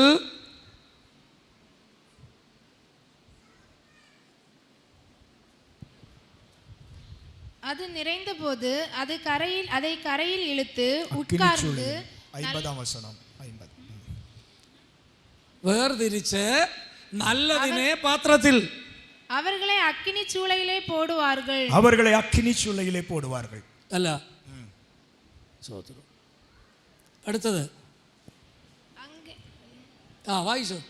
அங்கே அழுகையும் பற்கடிப்பும் உண்டாயிருக்கும் என்றார். 48 அது நிறைந்த போது அதை கரையில் இழுத்து உட்கார்ந்து நல்லவைகளை கூடைகளில் சேர்த்து ஆகாதவைகளை எரிந்து போடுவார்கள். ഹല്ലേലൂയ, ஹல்லேலூயா, ഹല്ലേലൂയ, ஹல்லேலூயா. നല്ലതിനെ ശേഖരിക്കും. நல்லவைகளை சேர்ப்பார்கள். എപ്പോഴാ? எப்பொழுது? കർത്താവിന്റെ വരവിൽ. ஆண்டவருடைய வருகையில். ഇതിനിടയ്ക്ക് അങ്ങനെ ഒരു സംഭവം ഉണ്ടാവും. இன்னொரு நிகழ்வும் நடக்கும். ഹല്ലേലൂയ. ஹல்லேலூயா. നമ്മുടെ വിചാരം എന്താ? நம்முடைய எண்ணம் என்ன? എക്കാളം ധ്വനിക്കും. எக்காலம் ധ്വനിக்கும். മരിച്ച് കല്ലറയിൽ കിടക്കുന്നവരെല്ലാം എഴുന്നേക്കും. மரித்து கல்லறையில் இருக்கிறவர்கள் எல்லாம் எழும்புவார்கள். പിന്നെ ജീവനോടെ ശേഷിക്കുന്ന നാം, பின்பு உயிரோடு இருக்கிற நாமும் അവനെ എതിരേൽപ്പാൻ அவருக்கு எதிர்கொண்டு போவோம். ആമേൻ. മേഘങ്ങളിൽ എടുക്കപ്പെടും. மேகங்களோடு எடுத்துக்கொள்ளப்படுவோம். ഹല്ലേലൂയ. ஹல்லேலூயா. ഇത് രഹസ്യമായി നടക്കുന്ന ഒരു കാര്യമാണ് നമ്മൾ ഇപ്പോൾ വായിച്ചത്. நாம வாசித்தது ரகசியமாய் நடக்கிற ஒரு காரியம். കർത്താവ് വരുമ്പോ ஆண்டவர் வரும்போது എല്ലാരും പടപടയെന്ന് പോവില്ല. எல்லாரும் அப்படியே எடுத்துக்கொள்ளப்பட மாட்டார்கள். ദൂതന്മാർ എന്ത് ചെയ്യും? தூதர்கள் என்ன செய்வார்கள்? ആമേൻ. നല്ലതിനെ മാത്രം അങ്ങോട്ട് വിടും. நல்லவைகளை மாத்திரம் அங்கே அனுப்புவார்கள். ആമേൻ. സ്വർഗം എന്ന നിക്ഷേപ പാത്രത്തിലേക്ക് അവരെ കൊണ്ടുപോകും. பரலோகம் என்னும் நித்திய பாத்திரத்தில் அவர்களை கொண்டு சேர்ப்பார்கள். ഹല്ലേലൂയ. ஹல்லேலூயா. അപ്പൊ ഇതിനിടയ്ക്ക് ഒരു വേർതിരിവുണ്ട് അല്ലേ? സെപ്പറേഷൻ. இங்கே ஒரு வேறுபிரித்தல் உண்டு. ഹല്ലേലൂയ. ஹல்லேலூயா. ഇവിടെ ഉണ്ടോ നിങ്ങള്? நீங்கள் இங்கே உண்டா? ശ്രദ്ധിച്ചേ. கவனியுங்கள். ദൂതന്മാരുടെ ജോലി എന്താണ്? தூதர்களுடைய வேலை என்ன? പാഗോട് സഭയില് பாகோடு சபையிலே എത്ര പേർ അവിടെ പോകാൻ எத்தனை பேர் அங்கே போகலாம்? റെഡി ആയിരിക്കുന്നു, ஆயத்தமாய் இருக்கிறார்கள், നല്ലതായിരിക്കുന്നു, நல்லவைகளாய் இருக்கிறார்கள். അതിനെല്ലാം ശേഖരിച്ച് പറഞ്ഞു വിടുന്ന ജോലിയാണ് ദൂതന്റെ ജോലി. அதெல்லாம் பார்த்து மேலே அனுப்பி கொண்டிருக்கிற வேலை தான் தூதர்களின் வேலை. എല്ലാം പോവില്ല. எல்லாரும் போவதில்லை. പിന്നെ എന്തിനീ കൂട്ടങ്ങൾ വെച്ചത്? அப்புறம் ஏன் என்னைய கூட்டத்துக்கு கூப்பிட்டீங்க? എല്ലാവരെയും കൊണ്ടുപോകാനാണ് ഈ കൂട്ടം വെച്ചത്. எல்லாரையும் கொண்டு போகணுங்கிறதுக்காக தான் கூட்டத்துக்கு. ഈ യോഗത്തിലൂടെയെങ്കിലും ചില ഭാഗങ്ങൾ ക്ലിയർ ചെയ്യണം. இந்த கூட்டத்தின் வாயிலாகிலும் சிலவைகள் ஆயத்தப்பட வேண்டும். ഹല്ലേലൂയ. ஹல்லேலூயா. ഹല്ലേലൂയ. ஹல்லேலூயா. ശ്രദ്ധിച്ചേ. ദൂതന്മാർ ഇരുന്ന്, தூதர்கள் இருந்து നല്ലതിനെ, நல்லவைகளை. അപ്പോ ഒരു ചിന്ത, ഇതിൽ ഏത് നല്ലത്? அப்படி என்றால் ஒரு கேள்வி, இதுல நல்லவைகள் அப்படின்னு சொன்னா எவைகள்? ஸ்தோத்திரம். ஹல்லேலூயா. முகம் எல்லாம் வாடி, இப்பொழுது முகங்கள் எல்லாம் வாடுகிறது. ரிசல்ட்டை பார்க்கிற முகங்கள். ஹல்லேலூயா. ஹல்லேலூயா. ഇതിൽ ഏതാ നല്ലത്? இதுல எவைகள் நல்லவைகள்? ഇന്ന് രാത്രിയിൽ ഇവിടുന്ന് പോകുന്നതിന് മുമ്പേ നിങ്ങളോട് ചോദിക്കണം. இந்த ராத்திரி நீங்கள் போகும் முன்பாக உங்களோடு நீங்கள் கேட்க வேண்டும். ഞാൻ നല്ല പാത്രത്തിൽ പോകുന്ന നല്ല മീനാണോ? நான் நல்ல கூடைக்கு செல்லுகிற நல்ல மீன் தானா? ഇല്ലെങ്കിൽ ഞാൻ നല്ലതാകാൻ എന്ത് ചെയ്യണം? அல்லது நான் நல்லவை அல்லாததாய் നല്ലതാകാൻ ഞാൻ എന്ത് ചെയ്യണം? அல்லது நான் நல்லதாக நல்ல மீன்களாக நான் என்ன செய்ய வேண்டும்? ഹല്ലേലൂയ. ஹல்லேலூயா. ഇവിടെ പറഞ്ഞിരിക്കുന്നത് இங்கே சொல்லப்பட்டிருக்கிறது പരലോക രാജ്യം, பரலோக ராஜ்யம் எல்லா வகையான മീനും പിടിക്കുന്ന மீனை பிடிக்கிற വലയ്ക്ക് ഒപ്പായിരിക്കുന്നു. வலைக்கு ஒப்பாய் இருக்கிறது. നിങ്ങളുടെ ഇരിപ്പ് കണ്ടിട്ട് നിങ്ങൾക്ക് അങ്ങോട്ട് മനസ്സിലാകുന്നില്ലെന്ന് തോന്നുന്നു. நான் உங்களுடைய இருப்பை பார்த்தால் உங்களுக்கு புரியவில்லையோ என்று எனக்கு தோன்றுகிறது. ഹല്ലേലൂയ. ஹல்லேலூயா. കുഞ്ഞുങ്ങൾക്ക് മനസ്സിലാവുന്നുണ്ടോ? பிள்ளைகளுக்கு புரிகிறதா? മനസ്സിലാവുന്നുണ്ടോ? பிள்ளைகள் புரிஞ்சிச்சா? என்ன புரிஞ்சிச்சா? ഇല്ല പിരിഞ്ഞ? இல்ல பிரிஞ்சிச்சா? ഹല്ലേലൂയ. ஹல்லேலூயா. ഹല്ലേലൂയ. ஹல்லேலூயா. ഹല്ലേലൂയ. ஹல்லேலூயா. ചില ചേട്ടന്മാരെ ഒന്നും കാണുന്നില്ല. சிலர் என்னை பார்க்கவில்லை. ഇല്ല ചില ചേട്ടന്മാർ നേരത്തെ ഉണ്ടായിരുന്നു, ഇപ്പൊ ഇല്ല. சிலர் முன்ன இருந்தாங்க, இப்ப காணல. കർത്താവ് വന്നു പോയതൊന്നും അല്ല. வருக வந்து போன ஆட்கள் இல்ல இது. കർത്താവ് വന്നെങ്കിൽ ഞങ്ങൾ രണ്ടുപേരും ഇവിടെ കാണൂലല്ലോ. கர்த்தருடைய வருகை வந்தால் நாங்கள் இங்கே இருப்பதில்லை. ഹല്ലേലൂയ. ஹல்லேலூயா. അപ്പൊ അത് കർത്താവ് വന്നത് കൊണ്ടല്ല, വേറെ എന്തോ വന്നത് കൊണ്ട് അവർ പോയതാ. அப்படி என்றால் வருகை வந்து போகவில்லை, வேத ஏதோ வந்து போனது. ഹല്ലേലൂയ. ஹல்லேலூயா. അപ്പൊ നിങ്ങൾ ശ്രദ്ധിക്കൂ. அப்போ நீங்க கவனியுங்க. ലോക അവസാനത്തിൽ എന്താ സംഭവിക്കാൻ പോണേ? கடைசி காலத்தில் நடப்பது என்ன? The visible kingdom of God. காணக்கூடிய ஒரு தேவராஜ்யம். അതാണ് ദൈവസഭ. அதுதான் தேவ சபை. The visible kingdom of God. காணக்கூடிய தேவராஜ்யம். അതാണ് ദൈവസഭ. அதுதான் தேவ சபை. ഹല്ലേലൂയ. ஹல்லேலூயா. അതിനെ ഒരു വലയോട് ഒപ്പിട്ട് പറഞ്ഞിരിക്കുകയാണ്. அதை ஒரு வலைக்கு ஒப்பிட்டு சொல்லப்பட்டிருக்கிறது. എങ്ങനെയുള്ള വല? எப்படிப்பட்ட ஒரு வலை? എല്ലാ വക മീനും പിടിക്കുന്ന വല. இது எல்லா வகை மீன்களையும் பிடிக்கிற ஒரு வலை. ചെറുപ്പക്കാരോട് ചോദിക്കണില്ല, வாலிபனோடு கேட்கவில்லை, പ്രായമുള്ള പ്രായമുള്ളവരോട് ഞാൻ ചോദിക്കുക, വയതാനവர்களோடு நான் இந்த கேள்வியை கேட்கிறேன். നിങ്ങൾ 70 80 വയസ്സ് വരെ ആയവർ ഇതിനകത്ത് ഇരിപ്പുണ്ട്. இங்கே 70 வயது 80 வயதானவர்கள் எல்லாம் இங்கே இருப்பீர்கள். അതിന് മുകളിലുള്ളവരെ ഓർത്തും സന്തോഷം. அதற்கு மேல் இருக்கிறவர்களையும் நினைத்து சந்தோஷம். എനിക്കും ഒരു അപ്പായുണ്ട്, ഇപ്പോഴും ജീവനോടെ ഉണ്ട്. ചെറിയ വയസ്സ് തന്നെ 93 ആയുള്ളൂ. எனக்கும் ஒரு அப்பா இருக்கிறார், சின்ன வயசு தான் அவருக்கு 93. ഇടയ്ക്കിടയ്ക്ക് ചോദിക്കും, വയസ്സായില്ലേ അപ്പാ, ഇനിയെങ്കിലും യാത്രയൊക്കെ ഒഴിവാക്കണം എന്ന് പറഞ്ഞാൽ அவரிடத்தில் அப்பா உங்களுக்கு வயசாயிட்டல, இனியாவது பிரயாணங்களை கொஞ்சம் குறைங்கன்னு சொன்னா അദ്ദേഹം ചോദിക്കുന്ന ഒരു ചോദ്യം, എന്റെ എവിടെ നോക്കിയിട്ടടാ വയസ്സായതെന്ന് നീ പറയുന്നത്? என்னை எதை பார்த்துடா எனக்கு வயசாயிட்டுன்னு நீ கேக்குற? ഒരു 3-4 വർഷത്തിനു മുമ്പ് തനിയാ വണ്ടി ഓട്ടി കുലശേഖരം വരെ വരുമായിരുന്നു. 2 ஆண்டுகளுக்கு முன்பாக தனியாக தன்னுடைய பைக்கை ஓட்டிக்கிட்டே அவர் குலசேகர வரைக்கும் வந்தார். നല്ല ബോൾഡായ മനുഷ്യൻ, ஆள் நல்ல திடகாத்திரமானவர், നല്ല ധൈര്യമുള്ള മനുഷ്യൻ. நல்ல தைரியமுள்ளவர். തന്റെ ഭാര്യ മരിച്ചപ്പോഴും தன்னுடைய மனைவி மரித்த போதும், മകൾ മരിച്ചപ്പോഴും தனக்கு மகள் மரித்த போதும் നല്ല ബോൾഡായി നിന്ന് പറഞ്ഞു, நல்ல தைரியமாய் நின்று சொன்னார், പോ നമ്മൾ ഒരുമിച്ച് അവിടെ കാണും, போ நாம் ஒருமித்து அங்கே பார்ப்போம். ഹല്ലേലൂയ ஹல்லேலூயா ഹല്ലേലൂയ. ஹல்லேலூயா. എനിക്ക് ഭയമായിരുന്നു, எனக்கு பயமா இருந்தது. കാരണം അമ്മയും അപ്പയും അത്ര അറ്റാച്ച്മെന്റ്. என் தாயும் தகப்பன் அத்தனை நெருக்கமானவர்கள். ഞാൻ വിചാരിക്കുക വയസ്സാക അവർക്ക് റൊമാൻസ് കൂടിക്കൊണ്ടേയിരുന്നു. வயதாக அவருடைய சந்தோஷமும் சுகமும் இன்பமும் அதிகமானது. എന്റെ വൈഫ് അടിക്കടി പറയും, അവരെ കണ്ടുപടി. என் மனைவி அடிக்கடி சொல்லும், அவங்கள பார்த்து படிங்க நீங்க அப்படின்னு சொல்லுவா. காரணம் ഞങ്ങൾ രണ്ടുപേരും ഈ ട്രെയിനിങ്ങിന് പോയ ഒരു 10-40 നാட்കൾ വീട്ടിലുണ്ടാവില്ല. இந்த பயிற்சி கூடுகைகளுக்காக நாங்கள் சேர்ந்து போனோம் என்றால் ஒரு 10-40 நாட்கள் வீட்டிலே இருப்பதில்லை. സൺഡേയിൽ മാത്രം വരും, സഭയിലെ തലയെ കാണിക്കും, കൂട്ടം നടത്തും, അപ്പൊ അടുത്ത പടപടയെന്ന് ഓടും. ஞாயிற்றுக்கிழமை காலையில வந்து கூட்டத்தை நடத்துவோம், மதியமான உடனே புறப்பட்டு போய்விடுவோம். അങ്ങനെ ഒരു 10-40 നാட்கள், அப்படி 10-40 நாட்கள் போவோம். വട ഇന്ത്യ പോയി കഴിഞ്ഞാൽ സൺഡേ ഒന്നും വരാൻ പറ്റില്ല. வட இந்தியாவுக்கு பயிற்சிகளுக்கு போனால் சில நேரங்களில் ஞாயிற்றுக்கிழமையும் இங்கே இருப்பதில்லை. എനിക്ക് ദിനവും ഫോൺ ചെയ്യുന്ന പഴക്കമേ വളരെ കുറവ്. எனக்கு தினமும் வீட்டுக்கு போன் பண்ணும் பழக்கமே குறைவு. അവരുടെ പ്രതീക്ഷ എന്താണ്? ദിനവും മാത്ര சாப்பிடுന്നത് പോലെ രാവിലെ ഉച്ചയ്ക്ക് വൈകുന്നേരം ഫോൺ ചെയ്യണോ. அவளுக்கு மனைவிக்கு எண்ணம் என்னவென்றால் மாத்திரை விழுங்குவது போல 3 நேரமும் எனக்கு போன் செய்ய வேண்டும். അത് അവളുടെ കുഴപ്പമല്ല, அது அவளுக்கு குழப்பமல்ல. എന്റെ അപ്പനെ അമ്മയെ കണ്ടവൾ പഠിച്ചതാണ്. என் தாய் தகப்பனை அவர்கள் பார்த்து படித்தது. 90 വയസ്സ് 92 വയസ്സില് 92 வயதுல ഒരു 50 കിലോമീറ്റർ പോകുമ്പോ என்னுடைய அப்பா 50 கிலோமீட்டர் போகும்போது 25 കിലോമീറ്ററിലെ വണ്ടി നിർത്തിയിട്ടേ, റേഞ്ച് ഇല്ല, വണ്ടി ഒന്ന് നിർത്ത്, ഞാൻ അമ്മയ്ക്ക് വിളിക്കട്ടെ என்கிட்ட சொல்லுவாரு, கொஞ்சம் நிறுத்து, அம்மாக்கு ஒன்று நான் ஃபோன் பண்ணிட்டு 25 கிலோமீட்டர் தான் போய் இருக்குது. 50 കിലോമീറ്റർ അവിടെ ചെന്നെത്തിയ ഞാൻ എത്തി കേട്ടാ. மனைவிக்கு 50 கிலோமீட்டர் அந்த பக்கம் போய் சேர்ந்த உடனே ஒரு ஃபோன் மனைவிக்கு, நான் வந்து இந்த இடத்துல சேர்ந்துட்டேன். 1 മണിക്കൂറിനകത്ത് വരുമെന്ന് പറഞ്ഞ അല്പം ലേറ്റ് ആയാൽ പറയും, ഞാൻ ഇനി 1/2 മണിക്കൂർ ലേറ്റ് ആകും. 1 மணி நேரத்துல வருவேன் என்று வீட்டை விட்டு சொல்லிவிட்டு போனால், வேற தாமதமான உடனே சொல்லுவார்கள், இன்னும் கொஞ்ச நேரம் கழித்து தான் வருவேன். അതുകൊണ്ടാണ് 93 വയസ്സ് വരെ അവർ സന്തോഷമായി ജീവിച്ചത്. எனவே தான் 93 வயது வரைக்கும் அவர்கள் மகிழ்ச்சியோட வாழ்ந்தார்கள். 6 മാസേ ആയുള്ളൂ അമ്മയും എന്റെ ചേച്ചിയും മരിച്ചിട്ട്. என்னுடைய சகோதரியும் என்னுடைய தாயாரும் இறந்து 6 மாதங்கள் தான் ஆகிறது. അമ്മയും മകളും 39 ദിവസത്തെ വ്യത്യാസത്തിലാണ് ഈ ലോകത്ത് നിന്ന് പോയത്. தாயும் என்னுடைய சகோதரியும் 39 நாட்கள் வித்தியாசத்தில் மரணத்தை சந்தித்தார்கள். പക്ഷേ ഞങ്ങൾക്കൊരു സന്തോഷമുണ്ട്, எங்களுக்கு ஒரு மகிழ்ச்சி உண்டு. ഒരു ദിവസം ആ നിത്യതയുടെ ശുഭ തുറമുഖത്ത് കർത്താവിനെ കാണാം, അവരെ കാണാം. எங்களுக்கு ஒரு நிச்சயம் உண்டு, ஒரு நாள் அவர்களை தேவனுடைய சமூகத்திலே நித்தியத்திலே காண்போம். ഹല്ലേലൂയ ஹல்லேலூயா ഹല്ലേലൂയ. ஹல்லேலூயா. ശ്രദ്ധിക്കൂ, கவனியுங்கள். എല്ലാ വക മീനും പിടിക്കുന്ന വല കണ്ടിട്ടുള്ള ആരെങ്കിലും ഉണ്ടെങ്കിൽ പ്ലീസ് റൈസ് യുവർ ഹാൻഡ്സ്. எல்லாவித மீன்களையும் பிடிக்கக்கூடிய வலையை யாராகிலும் பார்த்திருக்கிறீர்கள் என்றால் உங்கள் கரத்தை உயர்த்தி காட்டவும். Nobody else. அப்படி யாராவது வலை பார்த்திருக்கீங்களா? எல்லாவித மீனும் கிடைக்கும் அதுல. ഈ വിവാഹം നടത്തുമ്പോൾ, திருமணம் நடத்தும் போது ഒരു പത്രിക വായിക്കും, ஒரு காகிதத்தை எடுத்து வாசிப்பார்கள்.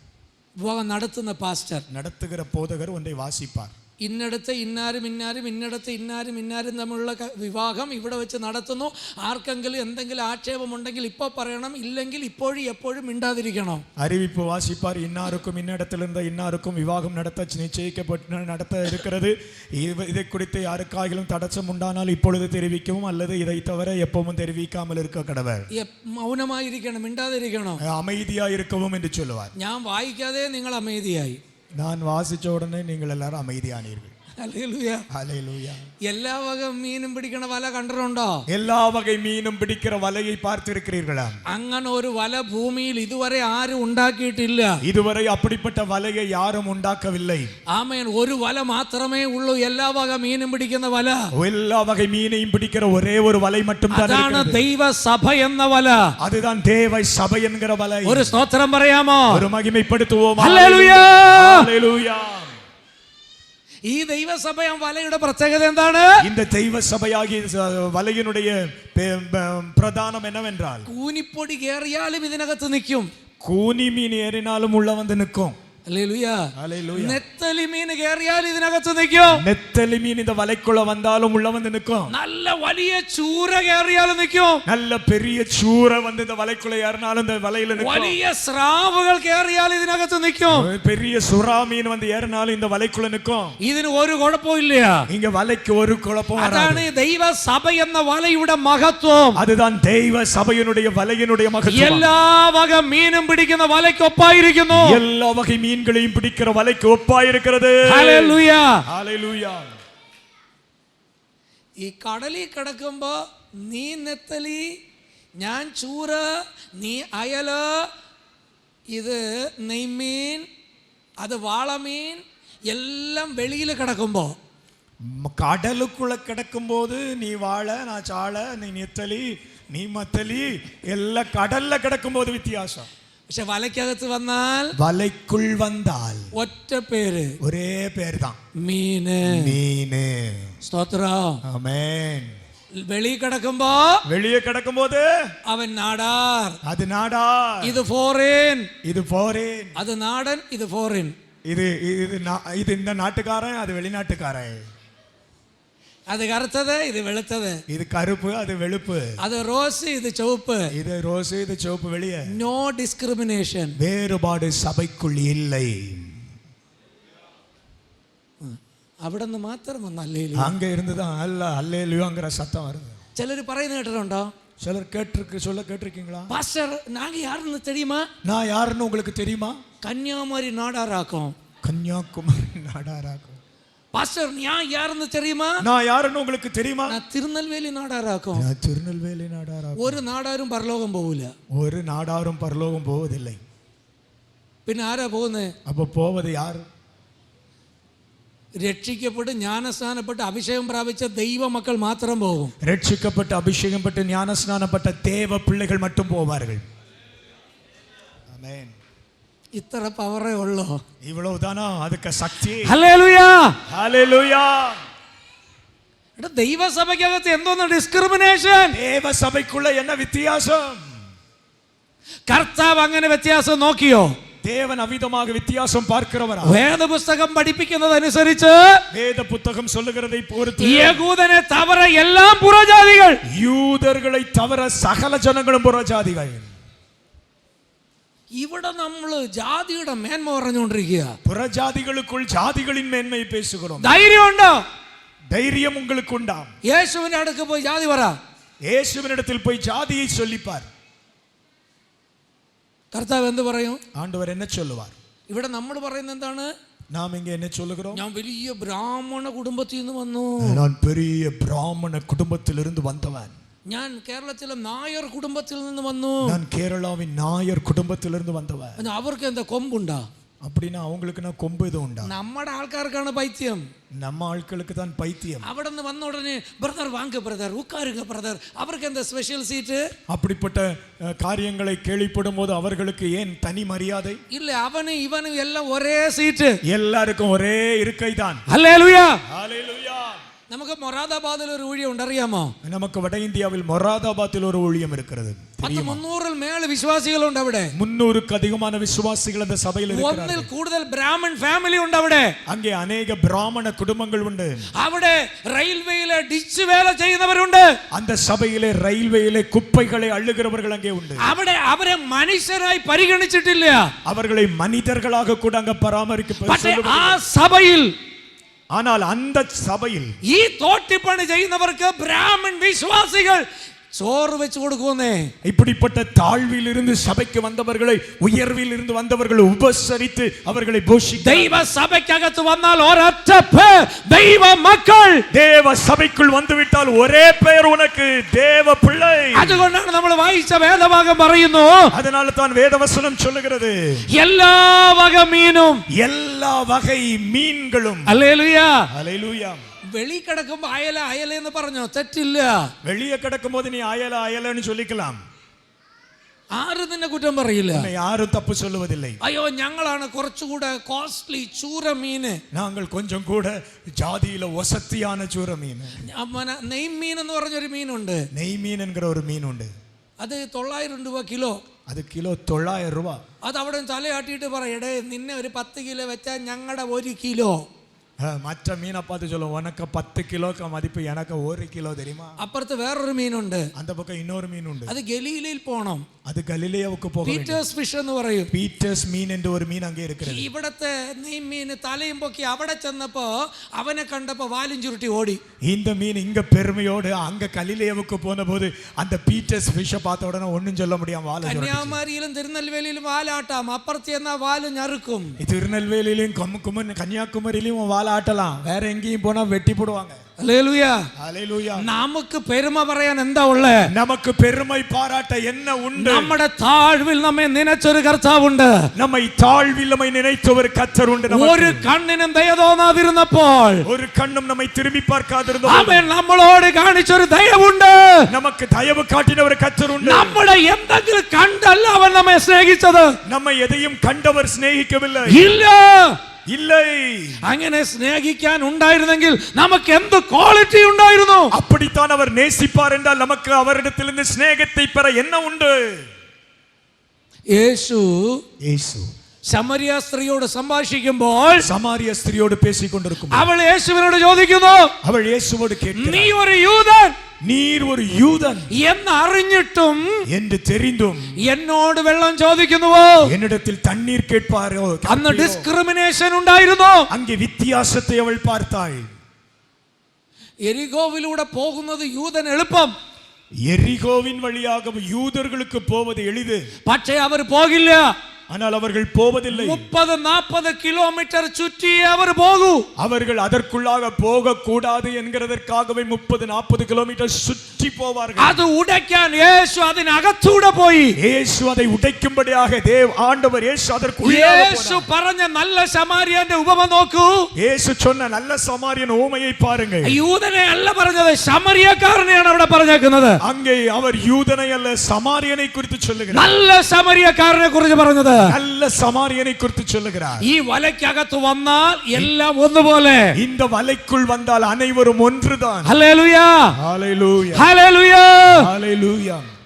IAS കാരൻ വന്നാലും IPS കാരൻ വന്നാലും IAS காரர்களோ IPS காரர்களோ இந்த வலைக்குள் வந்தால், ക്ലർക്ക് വന്നാലും പിയൂൺ വന്നാലും ஒரு கிளர்க்கோ பியூனோ கூட வந்தாலும், കൊത്തനാർ വന്നാലും കയ്യാൾ വന്നാലും கொத்தனாரோ கையாளோ வந்தாலும், പാസ്റ്റർക്ക് ഒരൊറ്റ വിളിപ്പേരേ ഉള്ളൂ.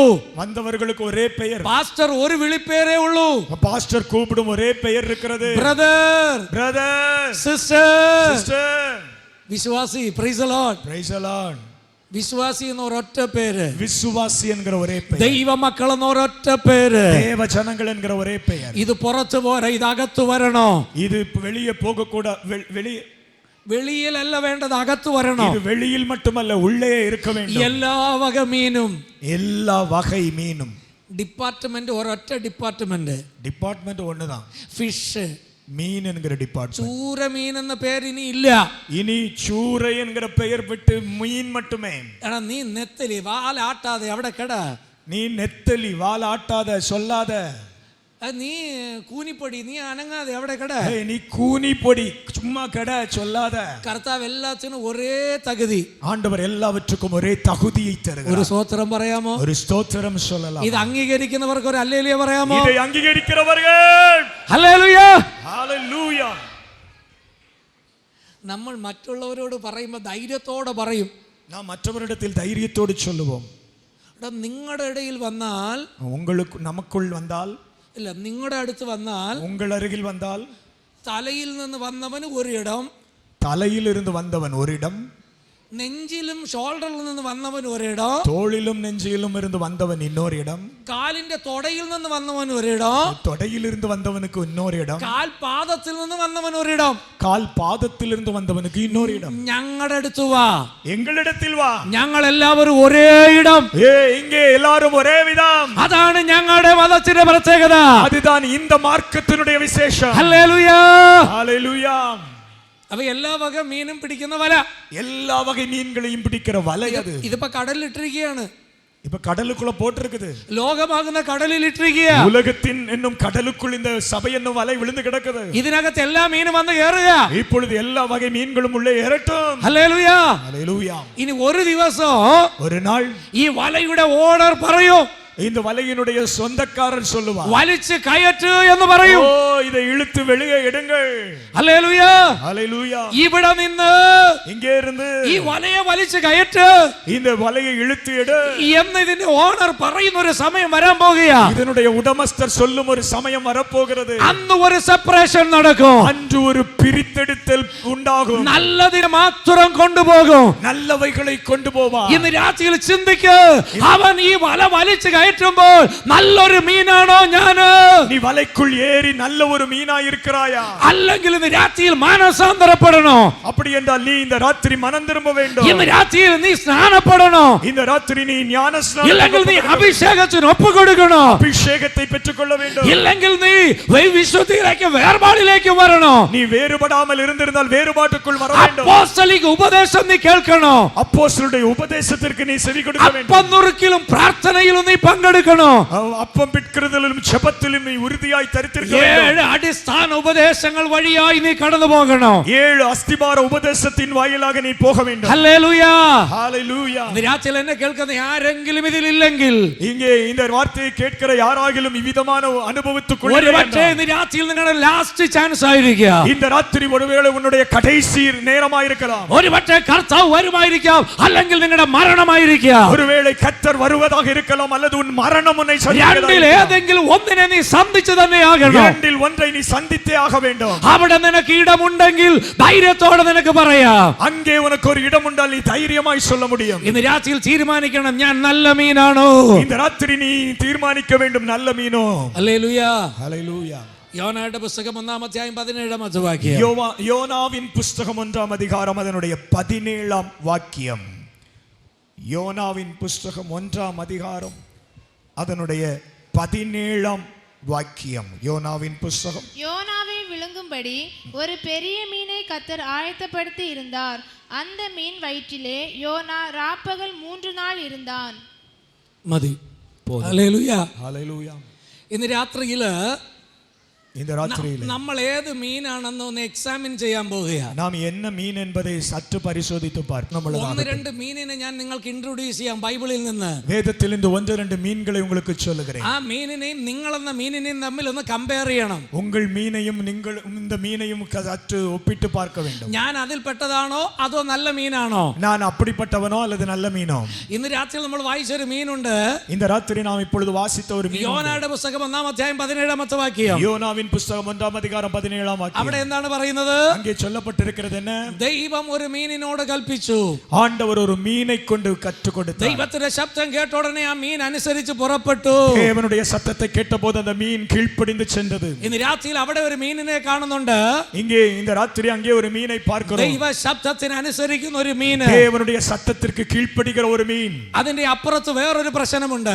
அதற்கு அங்கே இன்னொரு பிரச்சனை இருக்கிறது. ദൈവത്തിന്റെ ശബ്ദം കേട്ട് പോകേണ്ട മനുഷ്യൻ മനുഷ്യൻ ദൈവത്തിന്റെ വാക്കിനെ അനുസരണക്കേട് കാണിച്ചപ്പോൾ தேவனுடைய சத்தத்தை கேட்டு கீழ்ப்படிந்து போக வேண்டிய மனுஷன் தேவனுக்கு கீழ்ப்படியாமை காட்டும் பொழுது തന്റെ കരങ്ങളാൽ ഉരുവാക്കപ്പെട്ട മനുഷ്യൻ അനുസരണക്കേട് കാണിച്ചപ്പോൾ தன்னுடைய கையினால் உருவாக்கப்பட்ட மனிதன் கீழ்ப்படியாமையை காட்டும் തന്റെ பொழுது വാർത്തയിനാൽ ഉരുവാക്കപ്പെട്ട മത്സ്യം അനുസരിച്ചു, മീൻ അനുസരിച്ചു. தன்னுடைய வார்த்தையினால் உருவாக்கின மீன் அவருக்கு கீழ்ப்படுகிறது. ഹല്ലേലൂയ, ஹல்லேலூயா, ഹല്ലേലൂയ. ஹல்லேலூயா. യോന എന്ന ദീർഘദർശി, யோனா பெரிய தீர்க்கதரிசி, யோனா ஒரு தீர்க்கதரிசி. അവനോട് നിനവയിൽ പോകാൻ പറഞ്ഞു. அவனை நினிவேக்கு போகச் சொன்னார். പക്ഷേ അവൻ തർശീസിലേക്ക് പോയി. ஆனால் അവൻ தர்ஷீஷுக்கு போகிறான். ഹല്ലേലൂയ. ஹல்லேலூயா. ഒരു കപ്പലിൽ നല്ല സൂപ്പർ ഉറക്കം. ஒரு கப்பல்ல நல்ல தூக்கம். ആമേൻ. ஆமென். നല്ല ഉറക്കം, நல்ல தூக்கம். திடீர்னு திடீரென்று അയാളുടെ കയ്യും കാലും പിടിച്ച് നേരെ വെള്ളത്തിലെറിഞ്ഞു. அந்த ஆளை கையையும் காலையும் பிடிச்சு தூக்கி தண்ணிக்குள்ள தூக்கி வீசிட்டான். പെട്ടെന്ന് உடனே എവിടെയോ ഇരുന്ന ഒരു മീന് எங்கேயோ இருந்த ஒரு மீன் കർത്താവിന്റെ വാക്ക് കേട്ട ഉടനെ தேவனுடைய வார்த்தையை கேட்டு പുറപ്പെട്ടു പോയി. புறப்பட்டு வந்தது. അതാ അയാളോട് പറഞ്ഞപ്പോ അദ്ദേഹവും പുറപ്പെട്ടു, അനുസരണക്കേടിലേക്ക് പുറപ്പെട്ടു. அந்த ஆளுக்கும் யோனாவுக்கும் சொன்ன போது புறப்பட்டார், ஆனால் கீழ்ப்படியாமையை காட்டினார். പക്ഷെ ഈ മീനും പുറപ്പെട്ടു, അനുസരണത്തിനായി പുറപ്പെട്ടു. இந்த மீனும் புறப்பட்டது கீழ்ப்படிவதற்காக ഇന്ന് புறப்பட்டது. രാത്രി ഞാൻ നിങ്ങളോട് ചോദിക്കുകയാ, ராத்திரி உங்களோடு கேட்கிறேன், നിങ്ങളുടെ ജീവിത പ്രയാണത്തിൽ உங்கள் வாழ்க்கை பயணத்தில் അനുസരണത്തിന് നേരായി നിങ്ങൾ ഓടുന്നുവോ അതോ അനുസരണക്കേടിന് നേരായി ഓടുന്നുവോ? கீழ்ப்படிதலுக்கு நீங்கள் ஓடிக்கொண்டிருக்கிறீர்களா அல்லது தேவனுக்கு கீழ்ப்படியாமை காட்டிக் கொண்டிருக்கிறீர்களா? കർത്താവിന്റെ വചനവും കർത്താവിന്റെ ദാസന്മാർ നൽകുന്ന നിർദ്ദേശവും നിങ്ങൾ അനുസരിക്കുന്നുണ്ടോ? தேவனுடைய வார்த்தைக்கும் தேவதாசர்கள் சொல்லுகிறவைகளுக்கும் நீங்கள் கீழ்ப்படிகிறதுண்டா? അതോ നിങ്ങൾക്ക് അനുഗ്രഹത്തെ കൊണ്ടുവരോ? அது உங்களுக்கு ஆசீர்வாதத்தை கொண்டு வரும். ചിലർക്ക് അനുസരണം എന്ന് പറയുന്നത് വളരെ ടഫസ്റ്റ് ആയിട്ട് ഒരു വിഷയമായി വെച്ചിരിക്കുകയാണ്. மனிதன் கீழ்ப்படிதல் என்பதை மிக கடினமான ஒன்றாக പക്ഷേ வைத்திருக்கிறார். ദൈവത്തിന്റെ വചനം പറയുന്നു, தேவனுடைய வசனம் சொல்லுகிறது, അനുസരണം പോലെ അത്ഭുതത്തെ നേടിത്തരുന്ന വേറൊരു മരുന്നില്ല. கீழ்ப்படிதலை கொண்டு வந்தது போல வேறு ஒரு காரியம் ஆசீர்வாதத்தை கொண்டு வந்ததில்லை. കാനാവിലെ കല്യാണ വീട്ടിൽ വീഞ്ഞില്ലാതെ കഷ്ടപ്പെടുന്ന ജനം கானா ஒரு திருமண வீட்டிலே திராட்சரசம் இல்லாமல் கஷ்டப்பட்டு എന്ത് கொண்டிருக்கும் ചെയ്താൽ പരിഹാരം ഉണ്ടാകുമെന്ന് അവർ തേടിക്കൊണ്ടിരിക്കുന്നു. அந்த வீட்டார் என்ன செய்தால் இதற்கு பரிகாரத்தை கண்டுபிடிக்கலாம் என்று അവിടെ ഒരു யோசித்து പരിഹാരം ഉണ്ടായത്, அங்கே ஒரு பரிகாரம் അവിടെ உண்டானது, ഒരു അത്ഭുതം നടന്നത് அங்கே ஒரு அற்புதம் நடந்தது. യേശുവിന്റെ വാക്ക് അവർ അനുസരിച്ചപ്പോഴാണ്. அந்த அற்புதம் நடந்தது இயேசுவின் வார்த்தைக்கு அவர்கள் നിങ്ങളുടെ கீழ்ப்படிந்தபடியால். ഭവനത്തിനകത്ത് 1000 കുറവ്, வாழ்க்கையில் அநேக குறைவுகள் എന്നാൽ உண்டானாலும் യേശുവിന്റെ വാക്കിനെ അനുസരിക്കാൻ തയ്യാറായാൽ അവിടെ ഒരു അത്ഭുതം ചെയ്ത് അതിനെ പരിഹരിക്കാൻ എന്റെ യേശു ഇന്ന് രാത്രിയിൽ വന്നിട്ടുണ്ട്. அந்த இயேசுவின் வார்த்தைக்கு இன்று கீழ்ப்படிந்தால் ஒரு அற்புதம் நடக்கும் என்கிறதை ஆண்டவர் உங்களுக்கு சொல்லுகிறார். ഹല്ലേലൂയ. ஹalleluya. അനുസരണം അത്ഭുതത്തെ നേടിത്തരും. கீழ்ப்படிதல் அற்புதங்களை கொண்டு வரும். യോന മറുതലിച്ചു, யோனா மறுதலித்தான், മീന് അനുസരിച്ചു.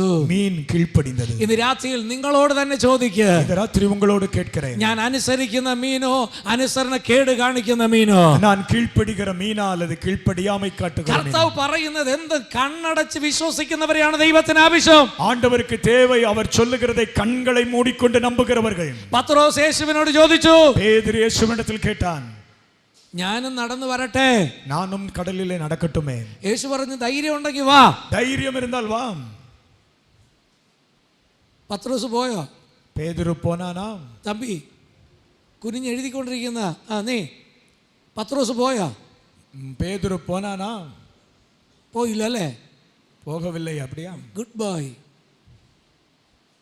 ഇവിടെ ശ്രദ്ധിച്ചിരുന്നെങ്കിൽ നീ കൃത്യമായിട്ട് മറുപടി പറഞ്ഞേനെ. நீங்க நீ கவனித்திருந்தால் சரியான பதிலை நீ சொல்ல முடியும். ശ്രദ്ധിച്ചേ. கவனியுங்கள். നമ്മളാണെങ്കിൽ ആദ്യം എന്ത് ചെയ്യും? நாம் என்றால் முதலாவது என்ன செய்வோம்? അയ്യോ ഇത് ആഴിയാണ്, ഇത് ஐயோ കടലാണ്, தண்ணீர் கடல் அல்லவா, ഇതിന് ആഴമുണ്ട്. இதற்கு ஆழம் உண்டு. അയ്യോ ദൈവം അழைച്ചപ്പോൾ ആഴി നോക്കിയില്ല, ആഴവും നോക്കിയില്ല. தேவன் அழைத்த போது அவன் கடலையும் பார்க்கவில்லை, ஆழத்தையும் பார்க்கவில்லை. ആമേൻ. കർത്താവ് വിളിക്കുമ്പോ ആഴിയും ആഴവും നോക്കാതെ ഇറങ്ങി പുറപ്പെട്. കർത്താവ് അത്ഭുതങ്ങൾ ചെയ്യും. தேவன் உன்னை அழைக்கும் போது ஆழங்களையும் கடலையும் பாராமல் நீ செல், கர்த்தர் அற்புதங்களை உனக்கு செய்வார். ദൈവത്തിന് ആവശ്യം അനുസരിക്കുന്നവരെയാണ്. ஆண்டவருக்கு தேவை கீழ்ப்படிகிறவர்கள். ഹല്ലേലൂയ. ஹல்லேலூயா. അനുസരിക്കുന്നവരെ കൊണ്ട് ദൈവത്തിന് അത്ഭുതം ചെയ്യിക്കാൻ പറ്റുള്ളൂ. கீழ்ப்படிகிறவர்களை கொண்டே தேவனுக்கு அற்புதங்களை செய்ய முடியும். മത്തായിയുടെ സുവിശേഷം 14-ാമത്തെ അധ്യായം 17-19 രണ്ട് വേദഭാഗങ്ങൾ. மத்தேயு சுவிசேஷம் 14ஆம் அதிகாரம் 17-19 ஆகிய வாக்கியங்கள். அதற்கு அவர்கள், இங்கே எங்களிடத்தில் 5 அப்பமும் 2 மீன்களுமே அல்லாமல் வேறொன்றும் இல்லை என்றார்கள். அப்பொழுது அவர் ஜனங்களை புல்லின் மேல் பந்தியிருக்க கட்டளையிட்டு அந்த 5 அப்பங்களையும் அந்த 2 மீன்களையும் எடுத்து வானத்தை அண்ணாந்து பார்த்து ஆசீர்வதித்து அப்பங்களை பிட்டு சீஷர்களிடத்தில் கொடுத்தார். சீஷர்கள் ஜனங்களுக்கு கொடுத்தார்கள். ഹല്ലേലൂയ ഹല്ലേലൂയ ഹല്ലേലൂയ ഹല്ലേലൂയ. ഇവിടെ നമ്മൾ രണ്ടാമതൊരു മീനിനെ കാണുന്നുണ്ട്. இங்கே இரண்டாவது ஒரு மீனை பார்க்கிறோம். ഉണ്ടോ അവിടെ? அங்கே மீன் இருக்கிறதா? ഇല്ലേ? എത്ര മീനുണ്ട് അവിടെ? அங்கே எத்தனை மீன் இருக்கிறது? എത്രയുണ്ട് മാഡം? எத்தனை உண்டு சொல்லுமா? 5 മീനും 2 അപ്പവും അല്ലേ? 5 மீனும் 2 அப்பமும். ആമാ. ஆமா. 5 അപ്പവും 5 அப்பங்கள் അല്ലേ? 5 loaves and 5 அப்பங்களும் 2 fishes അല്ലേ? 2 மீன்கள். 2 മീൻ. ആമേൻ. ആമേൻ. ഹല്ലേലൂയ ഹല്ലേലൂയ ഹല്ലേലൂയ. എടാ മറ്റത് അനുസരിക്കുന്ന മീനാണെങ്കിൽ ഇത് എന്തുട്ടു മീനാണ്? அது கீழ்ப்படுகிற மீன் என்றால் இது என்ன மீன்? ഈ മീനിന്റെ പേരാണ് തൃപ്തിപ്പെടുത്തുന്ന മീന്. இந்த மீனுக்கு திருப்திப்படுத்துகிற மீன் ஒரு பெயர். 2 മീന് തന്നെ ഉണ്ട്. 2 மீன் தான் உண்டு. എത്ര പേർക്ക് കൊടുക്കണോ? எத்தனை பேருக்கு இது பகிர வேண்டும்? 5000. 5000. ഏത് പുസ്തകത്തിലെ ഏത് കണക്ക്? எந்த கணக்குப்படி 5000 பேர்? പാകോടിലെ കില്ലാടികൾ എന്നാണ് കേട്ടത്. കണക്കിലെ പുലികൾ ഇപ്പൊ എലിയെ പോലെ ആയി. பாகோட்ல கணக்கிலே புலிகள் என்று நினைத்தேன், இப்ப எலிகளைப் போல. 5000ங்கிறது யாரையோ? സ്ത്രീകളെയും കുട്ടികളെയും കൂടാതെ, ஸ்திரீகளையும் பிள்ளைகளையும் கூட்டாமல் உள்ள கூட்டல். 18 വയസ്സിന് താഴെയുള്ളവരെ കൂട്ടിയിട്ടില്ല. 18 வயசுக்கு கீழே உள்ளவர்களை கூட்டியிருக்க மாட்டார்கள். അങ്ങനെ കൂട്ടിയാൽ, அப்படியெல்லாம் கூட்டினால் ഒരു പുരുഷനും ഒരു ഭാര്യ, ஒரு புருஷனுக்கு ஒரு மனைவி, 3 പിള്ളേർ, 3 பிள்ளைகள். அப்போ ஒரு ஃபேமிலி 5. அப்போ ஒரு குடும்பத்துக்கு 5. அப்போ 5000 ஃபேமிலிஸ். அப்போ 5000 குடும்பம் அங்கே வந்திருக்கு. 5 into 5. 5000 into 5. அப்போ எத்தனாയി? 23000. അപ്പോൾ 2000 നിങ്ങൾ വിഴുങ്ങിയാ? 2000 വിഴുങ്ങി വിട്ടീர்கள். 5 25, നിയർ അബൌട്ട് 25000. கிட்டத்தட்ட 25000 பேர் இருந்திருக்கலாம். Hallelujah hallelujah. എത്ര മീന്? எத்தனை மீனாம்? 2 മീൻ. 2 மீன். അല്പം കഴിഞ്ഞപ്പോഴോ கொஞ்ச நேரம் போனா എല്ലാരും കഴിച്ച് எல்லாரும் சாப்பிட்டு ഏമ്പക്കവും വിട്ടു, நல்ல திருப்தியாய் சாப்பிட்டு അവസാനം എത്ര നിറച്ചെടുത്തു? கடைசியா எத்தனை நிறைய கிடைத்தது? 12 കൊട്ട. 12 கூடைகள். ഇല്ലേ? அப்படிதானா? ഹല്ലേലൂയ ஹல்லேலூயா. തൃപ്തിയായ? திருப்தி ஆனதா? ഇന്ന് രാത്രിയിൽ നിങ്ങളോട് തന്നെ ചോദിക്കണം. இந்த ராத்திரி உங்களோடு நீங்கள் கேட்க வேண்டும். ഞാൻ എന്നും അടച്ചു വെച്ച ചോറ്റുപാത്രത്തിനകത്തിരിക്കുന്ന മീനാണോ, நான் என்றும் என்னுடைய டிஃபன் பாக்ஸுக்குள்ள அடைத்து வைக்கப்பட்ட மீனா, അതോ മറ്റുള്ളവർക്ക് തൃപ്തിപ്പെടുത്തുന്ന പ്രയോജനമുള്ള മീനോ? அல்லது மற்றவர்களை திருப்திப்படுத்துகிற பிரயோஜனப்படுகிற மீனா? അനേക നല്ല മീനുകൾ ഡപ്പായ്ക്കുള്ള അടച്ചു വെച്ചിരിക്കുക. அநேக நல்ல மீன்கள் டப்பாக்குள்ள கிடக்குது. അനേക മീനുകൾ ഫ്രീസറിനകത്തിരിക്കുക. அநேக மீன்கள் ஃப்ரீசருக்குள்ள இருக்கு. പിള്ള ലീവിന് വരട്ടെ, അപ്പ വെട്ടാം. பிள்ளை வரட்டும், அப்புறம் வெட்டுவோம். அல்லேலூயா. அல்லேலூயா. நல்ல மீன் கொஞ்சம் கிடைச்சா வாங்கி வை. என்ன நல்ல மீன் கிடைச்சா கொஞ்சம் வாங்கி வை. அல்லேலூயா. அல்லேலூயா. அல்லேலூயா. அல்லேலூயா. എടാ മറ്റുള്ളവർക്ക് കൊടുക്കുന്നതിനെ കുറിച്ചുള്ള ഒരു ചിന്തയേ ഇല്ല. மற்றவர்களுக்கு கொடுக்க வேண்டும் என்கிற சிந்தை இல்லாதவர்கள், മറ്റുള്ളവരെ തൃപ്തിപ്പെടുത്തണമെന്ന ചിന്തയേ ഇല്ല. மற்றவர்களை திருப்திப்படுத்த வேண்டும் என்கிற சிந்தை. ഇന്ന് രാത്രിയിൽ എന്നെ കേൾക്കുന്ന സഹോദര സഹോദരി, இந்த ராத்திரி என்னை கேட்கிற சகோதரா சகோதரி, ദൈവം നിന്നെ ലോകം എന്ന കടലിൽ നിന്ന് എടുത്ത് സഭയാവുന്ന വലയ്ക്കകത്ത് ഇപ്പോ വെച്ചിരിക്കുക. தேவன் என்னை உலகம் என்னும் சமுத்திரத்தில் இருந்து சபை என்னும் வலைக்குள் கொண்டு வந்தார். നീ കാരണം മറ്റുള്ളവർക്ക് തൃപ്തി ഉണ്ടാകണം. உன் மூலமாக பலருக்கு திருப்தி உண்டாக வேண்டும். അത് എങ്ങനെയെന്ന് ചോദിച്ചാൽ, அது எப்படி என்று கேட்டால், നിന്റെ വാക്കിലൂടെ നിന്റെ പ്രവൃത്തിയിലൂടെ മറ്റുള്ളവർക്ക് ആറുതൽ വരണം. உன் வார்த்தையின் வாயிலாக உன் கிரியையின் வாயிலாக பலருக்கு ஆறுதல் உண்டாக வேண்டும். അവർക്ക് തൃപ്തി വരണം. அவர்களுக்கு ஒரு திருப்தி உண்டாக ഒരു வேண்டும். പ്രശ്നത്തിൽ ഒരാൾ ഇരിക്കുകയാ, ஒரு பிரச்சனையில் ஒருவர் இருக்கிறார், ഒരു രോഗത്തിൽ ഒരാൾ ഇരിക്കുകയാ, ஒரு வியாதியில் ஒருவர், ഒരു വേദനയിൽ ഒരുവൻ ഇരിക്കുകയാ. ஒரு வேதனையில் ஒருவர் இருக்கிறார். അവനെ അടുക്കൽ ചെന്ന് ഈ ദൈവവചനത്തിന്റെ വാർത്തകൾ കൊടുത്ത് അവനെ ഒന്ന് തൃപ്തിപ്പെടുത്താൻ കഴിയണം. அவர்கள் அருகில் சென்று இந்த வார்த்தையை கொடுத்தவர்களை திருப்திப்படுத்த வேண்டும். ഹല്ലേലൂയ. ஹல்லேலூயா. என்னுடைய ചോറ്റുപാത്രം നിറഞ്ഞു, ഞാൻ ഓക്കേ. என்னுடைய பாத்திரம் நிறைந்தது, ஓகே, ഞാൻ ഓക്കേ.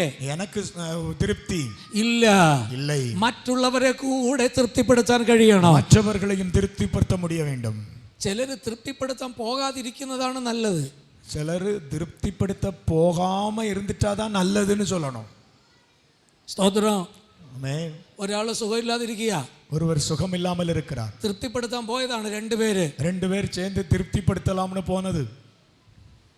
അടിക്കടി വയറ്റ് വലി വരുന്നല്ലോ സിസ്റ്റർ. சிஸ்டர், அடிக்கடி உங்களுக்கு வயிறு வலி வருது பாத்தீங்களா? ഏതോ സംതിങ് റോങ്. ஏதோ ஒரு பிரச்சனை உங்களுக்கு இருக்குது. എന്റെ വീട്ടിന്റെ അടുത്ത് ഇതുപോലെ അടിക്കടി വയറ്റ് വലി എന്ന് പറഞ്ഞൊരു സിസ്റ്റർ ഉണ്ടായിരുന്നു. எங்க வீட்டு பக்கத்துல முன்ன இப்படிதான் வயிற்று வலின்னு அடிக்கடி சொன்ன ஒரு சிஸ்டர் உண்டு. അവള് നിസാരമായി കരുതി അതിനെ. அவளும் அதை சும்மா சாதாரணமா விட்டுட்டாளு. പിന്നീട് സ്കാൻ ചെയ്തപ്പോ അവക്ക് യൂട്രസിലെ ക്യാൻസർ.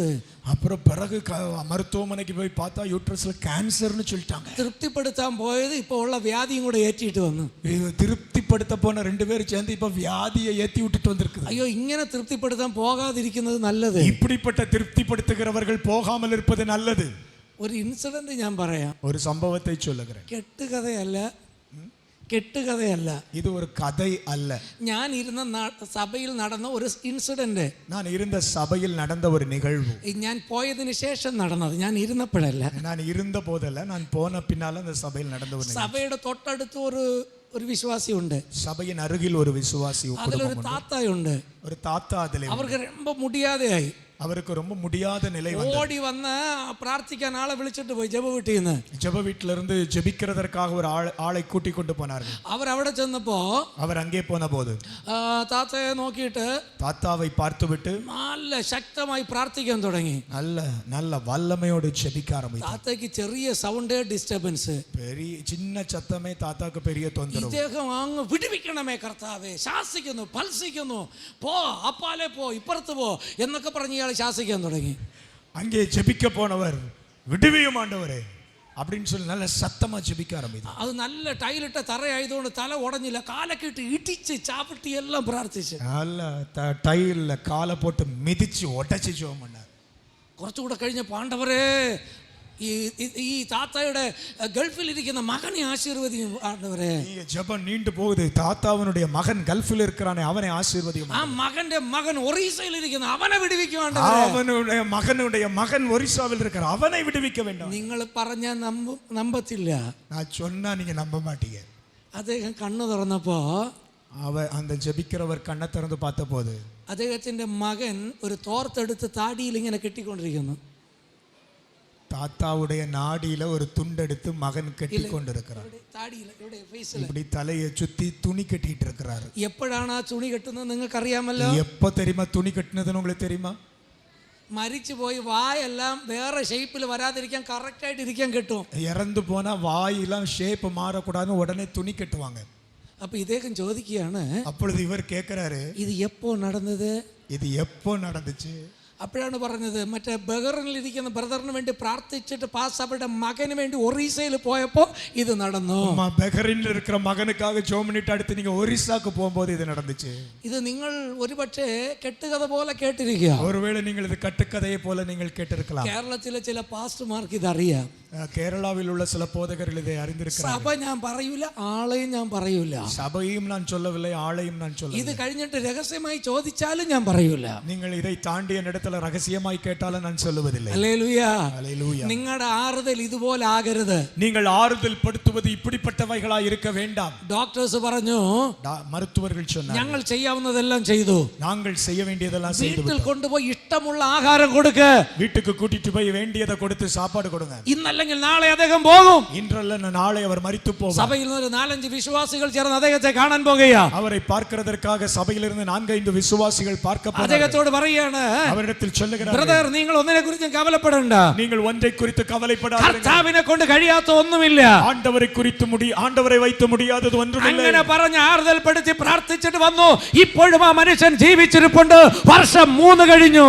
அப்படி சொல்லி அவருக்காக ஜெபித்தார்கள். இன்றும் ஜீவிக்கிறார். நடந்து 3 ஆண்டுகள் ஆகிறது. ഹല്ലേലൂയ, ஹல்லேலூயா. ആമേൻ. മറ്റുള്ളവരെ തൃപ്തിപ്പെടുത്തുന്ന ഒരു നല്ല മീനായി മാറ്. மற்றவர்களை திருப்திப்படுத்தக்கூடிய நல்ல மீன்களாய் மாறுங்க. മത്തായി 17:27 നാം വായിക്കുന്നു, மத்தேயு 17 அதிகாரம் அதனுடைய 27 வசனத்தில் പത്രോസിനോട് പറയാണ്, பேதுருவோடு നീ சொல்லுகிறார், കടലിൽ ചൂണ്ടലിട്ട് நீ கடலிலே போய் தூண்டில் போட்டு ഒരു മീനിനെ പിടിക്കണം. நீ ஒரு மீனை எனக்கு பிடிக்க வேண்டும். അതിന്റെ വാ തുറക്കുമ്പോൾ அதன் வாயை நீ திறக்கும்போது അതിനകത്ത് പണമുണ്ട്.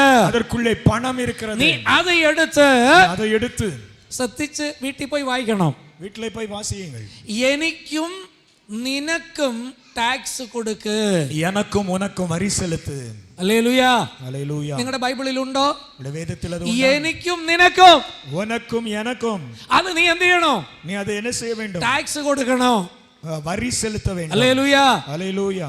ഈ മീനിന്റെ പേരാണ് இந்த மீனுக்கு பேர் കൊടുക്കുന്ന മീന്. கொடுக்கிற மீன் என்று சொல்லுவேன். നിങ്ങളോട് ഞാൻ ചോദിക്കട്ടെ, உங்களிடத்தில் கேட்கிறேன், പത്രോസ് ഈ മീനിന്റെ വായിലിരുന്ന് ഈ പണം എടുത്തില്ലെങ്കിൽ இந்த பேதுரு இந்த மீனுக்கு வாயிலிருந்து இந்த பணத்தை அவன் எடுக்கலன்னா ഈ മീനിന് ഇതുകൊണ്ട് എന്തെങ്കിലും യൂസ് ഉണ്ടോ? இந்த மீனுக்கு ஏதாவது பிரயோஜனம் உண்டா? Tell me please. சொல்லுங்கள். എന്തെങ്കിലും യൂസ് ഉണ്ടോ ഈ മീനിന്? இந்த மீனுக்கு ஏதேனும் பிரயோஜனம் உண்டா? ഒരു പ്രയോജനവും ഇല്ല. ஒரு பயனும் இல்லை. അവസാനം ഇതിനെ കീറിയെടുക്കണം. அப்புறம் திரும்ப இதற்கு கீறி தான் எடுக்க வேண்டியது இருக்கும். അറിഞ്ഞു കൊടുക്കണം, കീറിയെടുക്കാൻ ദൈവം ഇടവെക്കരുത്. நீங்கள் அறிந்து கொடுக்க வேண்டும், ஆண்டவர் கீறி எடுக்கும்படியாக வைக்காதே. ദൈവം തന്ന നന്മയെ ദൈവനാമത്തിന് വേണ്ടി കൊടുക്കണോ? தேவன் தந்த நன்மைகளை தேவ நாமத்திற்காக கொடுக்க வேண்டும். ദൈവം തന്ന കഴിവിനെ ദൈവത്തിനായി കൊടുക്കണോ? தேவன் தந்த பலனை தேவனுக்காக கொடுக்க வேண்டும். സങ്കീർത്തനത്തിൽ നാം ഇങ്ങനെ വായിക്കുന്നു, சங்கீதத்தில் விதமாய் வாசிக்கிறோம், ദൈവത്തിന് കൊടുപ്പീൻ. தேவனுக்கு கொடுங்கள். അത് എങ്ങനെ കൊടുക്കണോ? எப்படி கொடுக்க வேண்டும்? എന്തു കൊടുക്കണോ? என்ன கொடுக்க வேண்டும்? അവന് തന്റെ നാമത്തിന് തക്ക മഹത്വം കൊടുക്കണം. அவருடைய நாமத்திற்கு தக்க நாம் மகிமையை கொடுக்க. ഹല്ലേലൂയ. ஹல்லேலூயா. அப்ப எങ്ങനെ கொடுக்கணும் பிரதர்ஸ்? எப்படி கொடுக்க வேண்டும்? பிள்ளைகளை எങ്ങനെ கொடுக்கணும்? எப்படி கொடுக்க வேண்டும் பிள்ளைகளே? എങ്ങനെ കൊടുക്കണം? எப்படி கொடுக்க வேண்டும்? അവൻ ആരാണെന്ന് അറിഞ്ഞ് அவர் யார் என்கிறதை தெரிந்து അവർക്ക് കൊടുക്കണം. அவருக்கு கொடுக்க வேண்டும். ഉദാഹരണം പറയാ. உதாரணம் சொல்லுகிறேன். സാധാരണ ഒരാൾ മരിച്ചാൽ എന്ത് പറയും? சாதாரணமான ஒரு ஆள் மரித்தால் என்ன சொல்லுவார்கள்? മരിച്ചു എന്ന് പറയും അല്ലേ? மரித்தார் என்று சொல்லுவார். ഒരു VIP മരിച്ചാൽ എന്ത് പറയും? ஒரு முக்கியஸ்தர் ஒருவர் மரித்தால் സോത്രം ഇവിടെ ഒന്നും പറയൂല. இங்கே அப்படி ஒன்றும் சொல்லுவதில்லை. അന്തരിച്ചു എന്ന് പറയും മലയാളത്തിൽ. അത് ഈ തമിഴ് എന്താണെന്ന് എനിക്കറിയില്ല. അന്തരിച്ചു, മരിച്ചു എന്നല്ല, ഒരു ഗ്രേഡ് മാറ്റി പറയും. ஒரு கிரேட் மாத்தி வெறும் சும்மா செத்து போனார்னு சொல்லாம கனம் கொடுத்து காலமானார். ഇപ്പൊ ഒരു ബിഷപ്പ് മരിച്ചാൽ എന്ത് പറയും? இயற்கை எய்தினார். അല്ലെ, ബിഷപ്പൊക്കെ മരിച്ചു കഴിഞ്ഞാൽ കാലം ചെയ്തു എന്ന് പറയും. ஒரு பிஷப் மரித்தால் காலம் சென்றார். അല്ലെ, രാജാവ് മരിച്ചാൽ നാട് നീങ്ങി എന്ന് പറയും. ராஜா மரித்தால் நாடு நீங்கி இந்த நாடு விட்டு போயிட்டார். നായാണെങ്കിലോ நாய் செத்து போனால் ചത്തു എന്ന് പറയൂലേ? செத்து. ഈ രാജാവ് മരിക്കാത്തത് എന്താ? നാട് നീങ്ങിയത് എന്താ? நான் இந்த ராஜாவுக்கு மட்டும் செத்தார்னு சொல்லாம ஏன் நாடு நீங்கினார்னு சொல்ல வேண்டும்? ബിഷപ്പ് മാത്രം മരിച്ചു എന്ന് പറയാതെ കാലം ചെയ്തു എന്ന് പറഞ്ഞ എന്താ? ஏன் பிஷப் மரிச்சு போனாருன்னு சொல்லாம காலம் சென்றார்னு ஏன்? അവരുടെ തകുതിക്കനുസരിച്ച് വാർത്തകൾ കൊണ്ട് അവരെ ബഹുമാനിക്കുന്നു അല്ലേ? அவர்களுடைய தகுதிக்கு ஏற்ப அவர்களுக்கு வார்த்தைகள் നിങ്ങൾ வித்தியாசமாய். പ്രാർത്ഥിക്കുമ്പോൾ, നിങ്ങൾ സ്തുതിക്കുമ്പോൾ, നിങ്ങൾ ആരാധിക്കുമ്പോൾ ദൈവത്തിന് എന്തെങ്കിലും കൊടുക്കുന്നെങ്കിൽ അവന്റെ നാമം എന്താണെന്ന് അറിഞ്ഞു കൊടുക്കണം. ஒரு தேவனை நீங்கள் ஆராதிக்க வேண்டும் என்றால், துதிக்க வேண்டும் என்றால், பாட வேண்டும் என்றால் அவர் யார் என்பதை அறிந்து செய்யுங்க. ഹല്ലേലൂയ. ஹalleluya. നല്ല കൊടുക്കുന്ന മീനാകണം. கொடுக்கிற மீனாய் மாறுங்கள். യോഹന്നാൻ 21 വായിക്കുന്നു, யோவான் சுவிசேஷம் 21 അവിടെ ഒരു മീനുണ്ട്. அங்கே ஒரு மீன் இருக்கிறது. വല കീറാത്ത മീന്. வலையை கிழிக்காத மீன். റെഫറൻസ് വേണമെങ്കിൽ പറയാം. 10 വാക്യം. நான் குறிப்பு சொல்ல வேண்டும் என்றால் சொல்லுகிறேன். 21:11. யோவான் 21:11. വല കീറാത്ത മീന്. வலையை கிழிக்காத மீன் இது. അവിടെ ഇങ്ങനെ എഴുതിയിരിക്കുന്നു, அங்கே விதமாக எழுதப்பட்டிருக்கிறது. 153 വലിയ മീന വലയിൽ കയറി. அந்த வலையில் 153 பெரிய மீன்கள் வந்தன.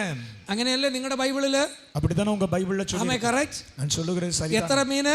எத்தனை மீன்? 153. 153. ചെറിയ മീനെന്നല്ല, ஒண்ணும் சின்ன மீன் அல்ல, വലിയ മീൻ. அதெல்லாம் பெரிய மீன்கள். എന്നിട്ട് അടുത്ത വാക്ക്, அடுத்த வசனம், ഇത്രയും ഉണ്ടായിരുന്നിട്ടോ.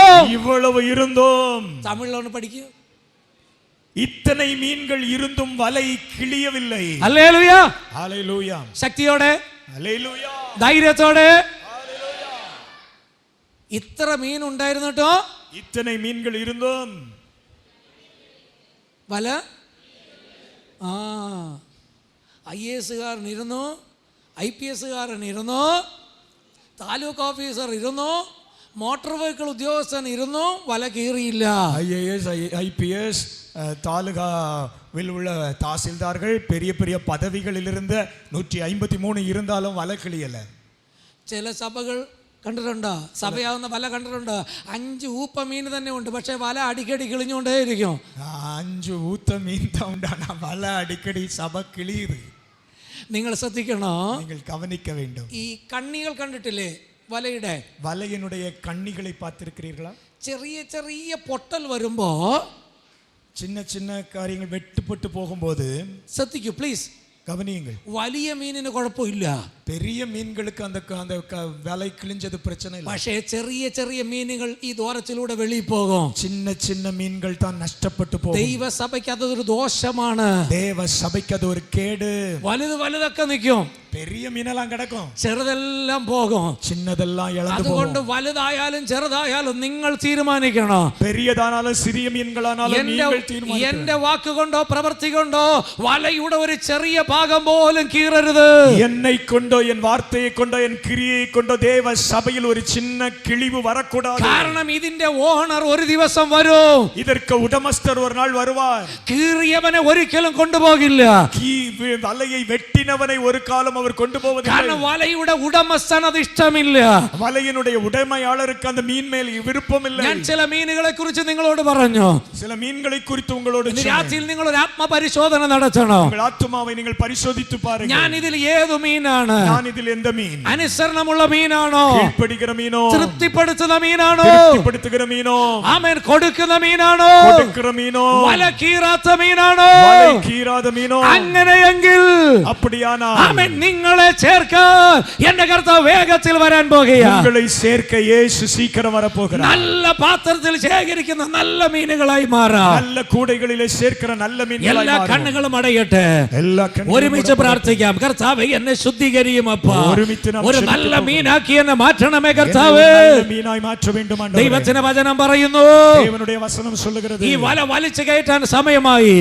நாம் இந்த வலையை இழுத்து எடுக்கும்போது വലയുടെ ഉടമസ്ഥൻ പറയുന്നു, வலையினுடைய உடைமையாளர் ഇതാ വലിച്ചു കയറ്റാൻ സമയമായി, இதை வலையை இழுக்க வேண்டிய நேரம் வந்துவிட்டது, നിക്ഷേപപാത്രത്തിൽ ശേഖരിക്കാൻ പോകുകയാണ്, നിത്യത്തിലെ சேர்க்கும் വേളை வருகிறது. അതിനുവേണ്ടി നമുക്ക് ഒരുങ്ങാൻ ഇന്ന് രാത്രിയിൽ പരിശുദ്ധാത്മാവ് കൃപ ചെയ്യട്ടെ. அதற்காக ஆயத்தப்படும்படியாய் பரிசுத்த ஆவியானவர் ശക്തിയോടെ ഒന്ന് പ്രാർത്ഥിച്ച് ഏൽപ്പിച്ചു കൊടുത്താട്ടെ. சத்தமாய் വല്ലമയോടെ നിങ്ങൾ എന്നെ ഒന്ന് ശുദ്ധീകരിക്കണമേ കർത്താവേ. என்னை சுத்திகரிக்க வேண்டும் ஆண்டவரே. നിക്ഷേപപാത്രത്തിൽ ശേഖരിക്കുന്ന ഒരു നല്ല മീനാക്കണമേ. നിത്യത്തിൽ சேர்க்கிற நல்ல மீனாய் என்னை ഈ மாற்று. ലോകമാകുന്ന കടലിലേക്ക് ഞാൻ വീഴരുത്. இந்த உலகமாகிய கடலிலே நான் அழிந்து ഈ போகாதபடி ലോക കടലിൽ നിന്ന് എന്നെ എടുത്തു. இந்த உலக கடலில் இருந்து என்னை எடுத்து ഇനി ഞാൻ തിരിച്ച് അവിടെ പോകരുത്. நான் ഇനിയും അവിടെ പോകരുത്. இனி மறுபடியும் இந்த கடலுக்குள் நான் போய்விடக் கூடாது. ഇനിയും ഈ ലോകത്തിന്റെ കടലിൽ വീഴരുത്. இனி இந்த உலகத்தின் கடலில் மறுபடியும் നല്ല നിക്ഷേപപാത്രത്തിലേക്ക് പോകാം. நல்ல பாத்திரமாகிய பரலோக അതിനുവേണ്ടി നമുക്ക് ഒരുങ്ങാം. அதற்காக ஆயத்தப்படலாம். എന്തെങ്കിലും അനുസരണത്തിന് കുറവ് വന്നെങ്കിൽ അത് ക്ഷമിക്കാൻ ദൈവത്തോട് പ്രാർത്ഥിക്കാം. கீழ்ப்படிதலில் ஏதேனும் குறை உண்டானால் கீழ்ப்படிய ஒப்புக் கொடுக்கவும். വാക്കുകൊണ്ട് മറ്റുള്ളവരെ തൃപ്തിപ്പെടുത്താതെ വേദനിച്ചെങ്കിൽ നമുക്ക് അനുതപിച്ച് കരയാം. மற்றவர்களை திருப்திப்படுத்த வேண்டிய காரியத்தில் குறைவுபட்டிருந்தால் அதிலே நாம் வளருவோம். ദൈവത്തിന് കൊടുക്കേണ്ടതുപോലെ കൊടുക്കാൻ കഴിഞ്ഞില്ലെങ്കിൽ ഇന്ന് രാത്രിയിൽ തീരുമാനമെടുക്കാം. தேவனுக்கு கொடுக்க வேண்டியவைகளை கொடுக்காமல் இருக்கிறோம் என்றால் அதை கொடுக்கும்படியாக தீர்மானம் எடுப்போம். വല കീറുന്ന ഒന്നും നമ്മുടെ ജീവിതത്തിൽ ഉണ്ടാകാതിരിക്കട്ടെ. சபையின் வலையை கிழிக்கக்கூடிய எந்த கிரியை நம்மிடத்தில் இராமல் ദൈവ இருக்கட்டும். സഭയാകുന്ന വലയെ ശക്തിപ്പെടുത്തുന്നവരായി മാറാം. தேவ சபை என்னும் வலையை உறுதிப்படுத்தக்கூடியவர்களாய் ആമേൻ. மாறுவோம். ശക്തിയോടെ ശക്തിയോടെ ശക്തിയോടെ ഉടരപരവിര ബലവ ശബ്ദനേ. வல்லமையோடு வல்லமையோடு நல்ல சத்தம் ஆண்டவரிடத்தில் செபியுங்க. நீ எப்படிப்பட்ட மீன், நீ எப்படிப்பட்ட மீன், நீ எப்படிப்பட்ட மீன். ஓ ரகபாலா ரகாலாரா. ஹalleluya. நல்ல நல்ல ஆண்டவரை நோக்கி பார்த்து சொல், நான் வலைக்குள்ள வந்த மீன், நான் வலைக்குள்ள வந்த மீன், இனி வெளியே போக மாட்டேன், வலைக்குள்ள இருப்பே. கர்த்தருக்கு கீழ்ப்படிவே, கர்த்தருக்கு கீழ்ப்படிவே, கர்த்தருக்கு கீழ்ப்படிவே. ஹalleluya ஹalleluya ஹalleluya. மனிதனை போல அறிவற்ற மீன் ஆண்டவருக்கு கீழ்ப்படியும் போது அவைகளை காட்டிலும் உன்னை விசேஷமாய் படைத்தவருக்கு நீ கீழ்ப்படிய வேண்டாமோ? நீ கீழ்ப்படிய வேண்டாமோ?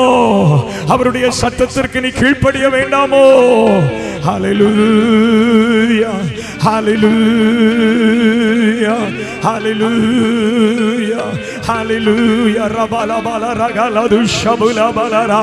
மாற்றத்தை உண்டாக்குகிறார் இந்த ராத்திரி. ஒரு திருப்பத்தை உண்டாக்குகிறார் இந்த ராத்திரி. ஒரு உருமாற்றத்தை உண்டாக்குகிறார் இந்த ராத்திரி. ஒரு வேறு விரித்தலை உண்டாக்குகிறார். ஒரு நித்திய வாழ்வுக்காக ஆயத்தத்தை உண்டாக்குகிறார். அந்த கூடைகளுக்காக கர்த்தர் சிலதை பிரிக்க போகிறார். அந்த கூடைக்காக கர்த்தர் பிரிக்க போகிறார். வலை இழுக்கப்படும் நேரம் வருகிறது. வலை இழுக்கப்படும் நேரம் வருகிறது.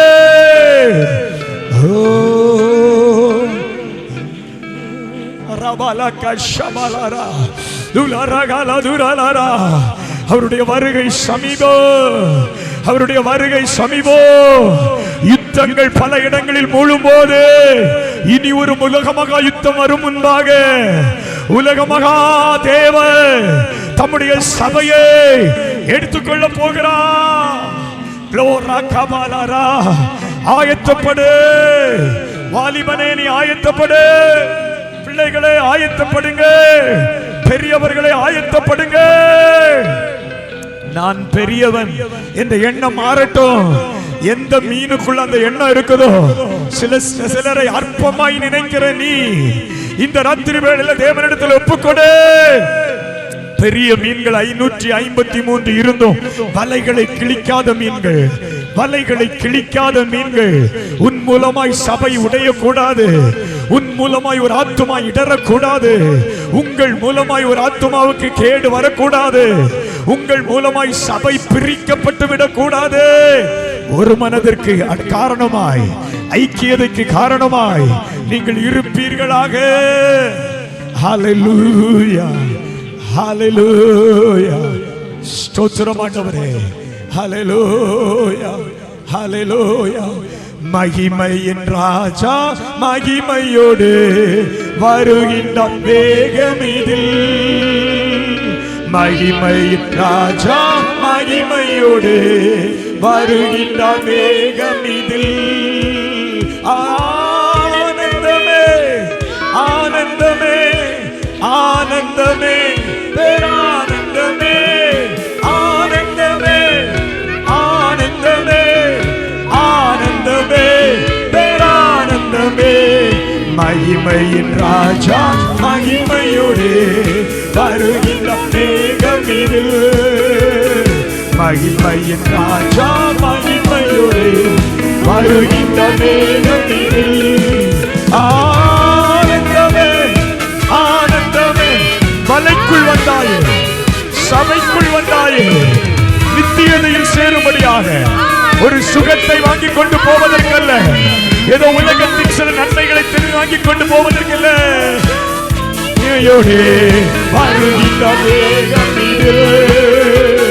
மகிமையின் ராஜா மகிமையோடு வருகின்ற வேகம் இது. ஆனந்தமே ஆனந்தமே ஆனந்தமே ஆனந்தமே ஆனந்தமே. கரங்களை தட்டி நல்ல கர்த்தரை ஸ்தோத்திரித்து, என் இயேசு வரப்போகிறேன், என் கர்த்தர் வரப்போகிறேன். மலைக்குள்ள கிடந்து வாஞ்சையாய் தேடட்டும். எப்போ இழுத்து எடுப்பி கூடைகளிலே சேர்ப்பி, கூடைகளிலே சேர்ப்பி, எரிந்து போடாதபடிக்கு, நம்மை கர்த்தர் எரிந்து போடாதபடிக்கு, எரிகிற நரகத்திலே எரிந்து போடாதபடிக்கு சேர்க்கப்பட ஆயத்தப்படு, சேர்க்கப்பட ஆயத்தப்படு, சேர்க்கப்பட ஆயத்தப்படு. எங்கள் பரலோகத்தின் நல்ல பிதாவே, உமக்கு நன்றி சொல்லுகிறோம். இந்த விசேஷ கூட்டங்களிலே ஒவ்வொரு நாளும் கர்த்தர் எங்களோடு இடைப்பட்டுக் கொண்டே இருக்கிறேன். கர்த்தாவே, உன் தேவன் யார்? உன் தேவன் யார்? உன் தேவன் யார்? நீ செய்ய வேண்டியது என்ன? அற்புதங்களை காண, உடைய பிள்ளைகளுக்கு அற்புதங்களை காண செய்வி. இந்த நாளிலும் கூடைகளிலே சேர்க்கப்படும் ஒரு கூட்டத்தை இந்த இடத்தில் ஆயத்தப்படுத்தி கொண்டிருக்கிறேன். சிலவைகள் வலைகளை கிழித்துக் கொண்டிருக்கலாம், அவைகள் ஒரு நாள் எரியப்படும் தூக்கி. ஆண்டவரே, சிலவைகள் கீழ்ப்படியாமல் இருக்கலாம், அவைகள் புறம்பே தள்ளப்படும். அழுகையும் பற்கடிப்பும் உள்ள இடத்துல கீழ்ப்படுகிற ஒரு கூட்டம் வலைக்குள்ளே உண்டு. ஓ, கர்த்தருக்காக கொடுக்கிறவைகள் தூண்டிலே சிக்கினது உண்டு. சபைக்கு ஆண்டவரே, அநேகரை திருப்திப்படுத்துவதற்காக பெட்டிக்குள்ளிருந்து திறந்து வெளியே வந்ததுண்டு. ஆண்டவரே, ஸ்தோத்திரப்பா. கர்த்தர் நல்லவர். உம்முடைய ராஜ்யத்திற்காக நீர் இவர்களை ஆயத்தப்படுத்திக் கொண்டிருக்கிறதற்காக ஸ்தோத்திரம். உம்முடைய நாமத்தினால் இவர்களை ஆசீர்வதிக்கிறேன். ஆண்டவரே, உம்முடைய வருகை எதிர்நோக்கி நல்ல மீன்களாய் ஜீவிக்க உதவி செய்யும். எல்லா கனவு மகிமைக்கு செலுத்துகிறோம். எங்களோடு கூட உம்முடைய ஊழியத்தை செய்ய இந்த இடத்தில் அனுப்பின தேவ மனிதருக்காக கர்த்தரை துதிக்கிறோம். இன்னும் கர்த்தர் பலப்படுத்தி நடத்துவீராக என்று ஜெபிக்கிறோம். இந்த ஒவ்வொரு நாள் கூட்டங்களில் பங்கு பெற்ற தேவ பிள்ளைகளுக்காக கர்த்தரை ஸ்தோத்திரிக்கிறோம். ஒவ்வொருவரையும் தனித்தனியே கர்த்தர் ஆசீர்வதிப்பீராக என்று ஜெபிக்கிறோம். இந்த வார்த்தையை தூரத்திலும் இருந்து கேட்டுக்கொண்டிருக்கிறவர்களுக்காக ஜெபிக்கிறோம். அருகில் வெளியே இருந்து கேட்டுக்கொண்டிருக்கிறவர்களுக்காக ஜெபிக்கிறோம். ஆண்டவரே, இந்த இணையதளத்தின் மூலமாக கேட்டுக்கொண்டிருக்கிறவர்களுக்காக ஜெபிக்கிறோம். கர்த்தருடைய வருகையிலே கூடையிலே சேர்க்கப்படும் கூட்டமாய் இருக்கட்டும் என்று வேண்டிக் கொள்ளுகிறோம். அழகு மீன் என்று காட்டிக்கொண்டு அழிந்து போகும் கூட்டத்தில் இருந்து விடாதபடி அர்ப்பணமுள்ள மீன்களாக ஆண்டவருடைய கரத்தில் இருக்க ஜெபிக்கிறோம். எல்லா கனத்தையும் மகிமையும் உமக்கு செலுத்துகிறோம். இயேசுவின் மூலம் ஜெபிக்கிறோம் எங்கள் நல்ல பிதாவே.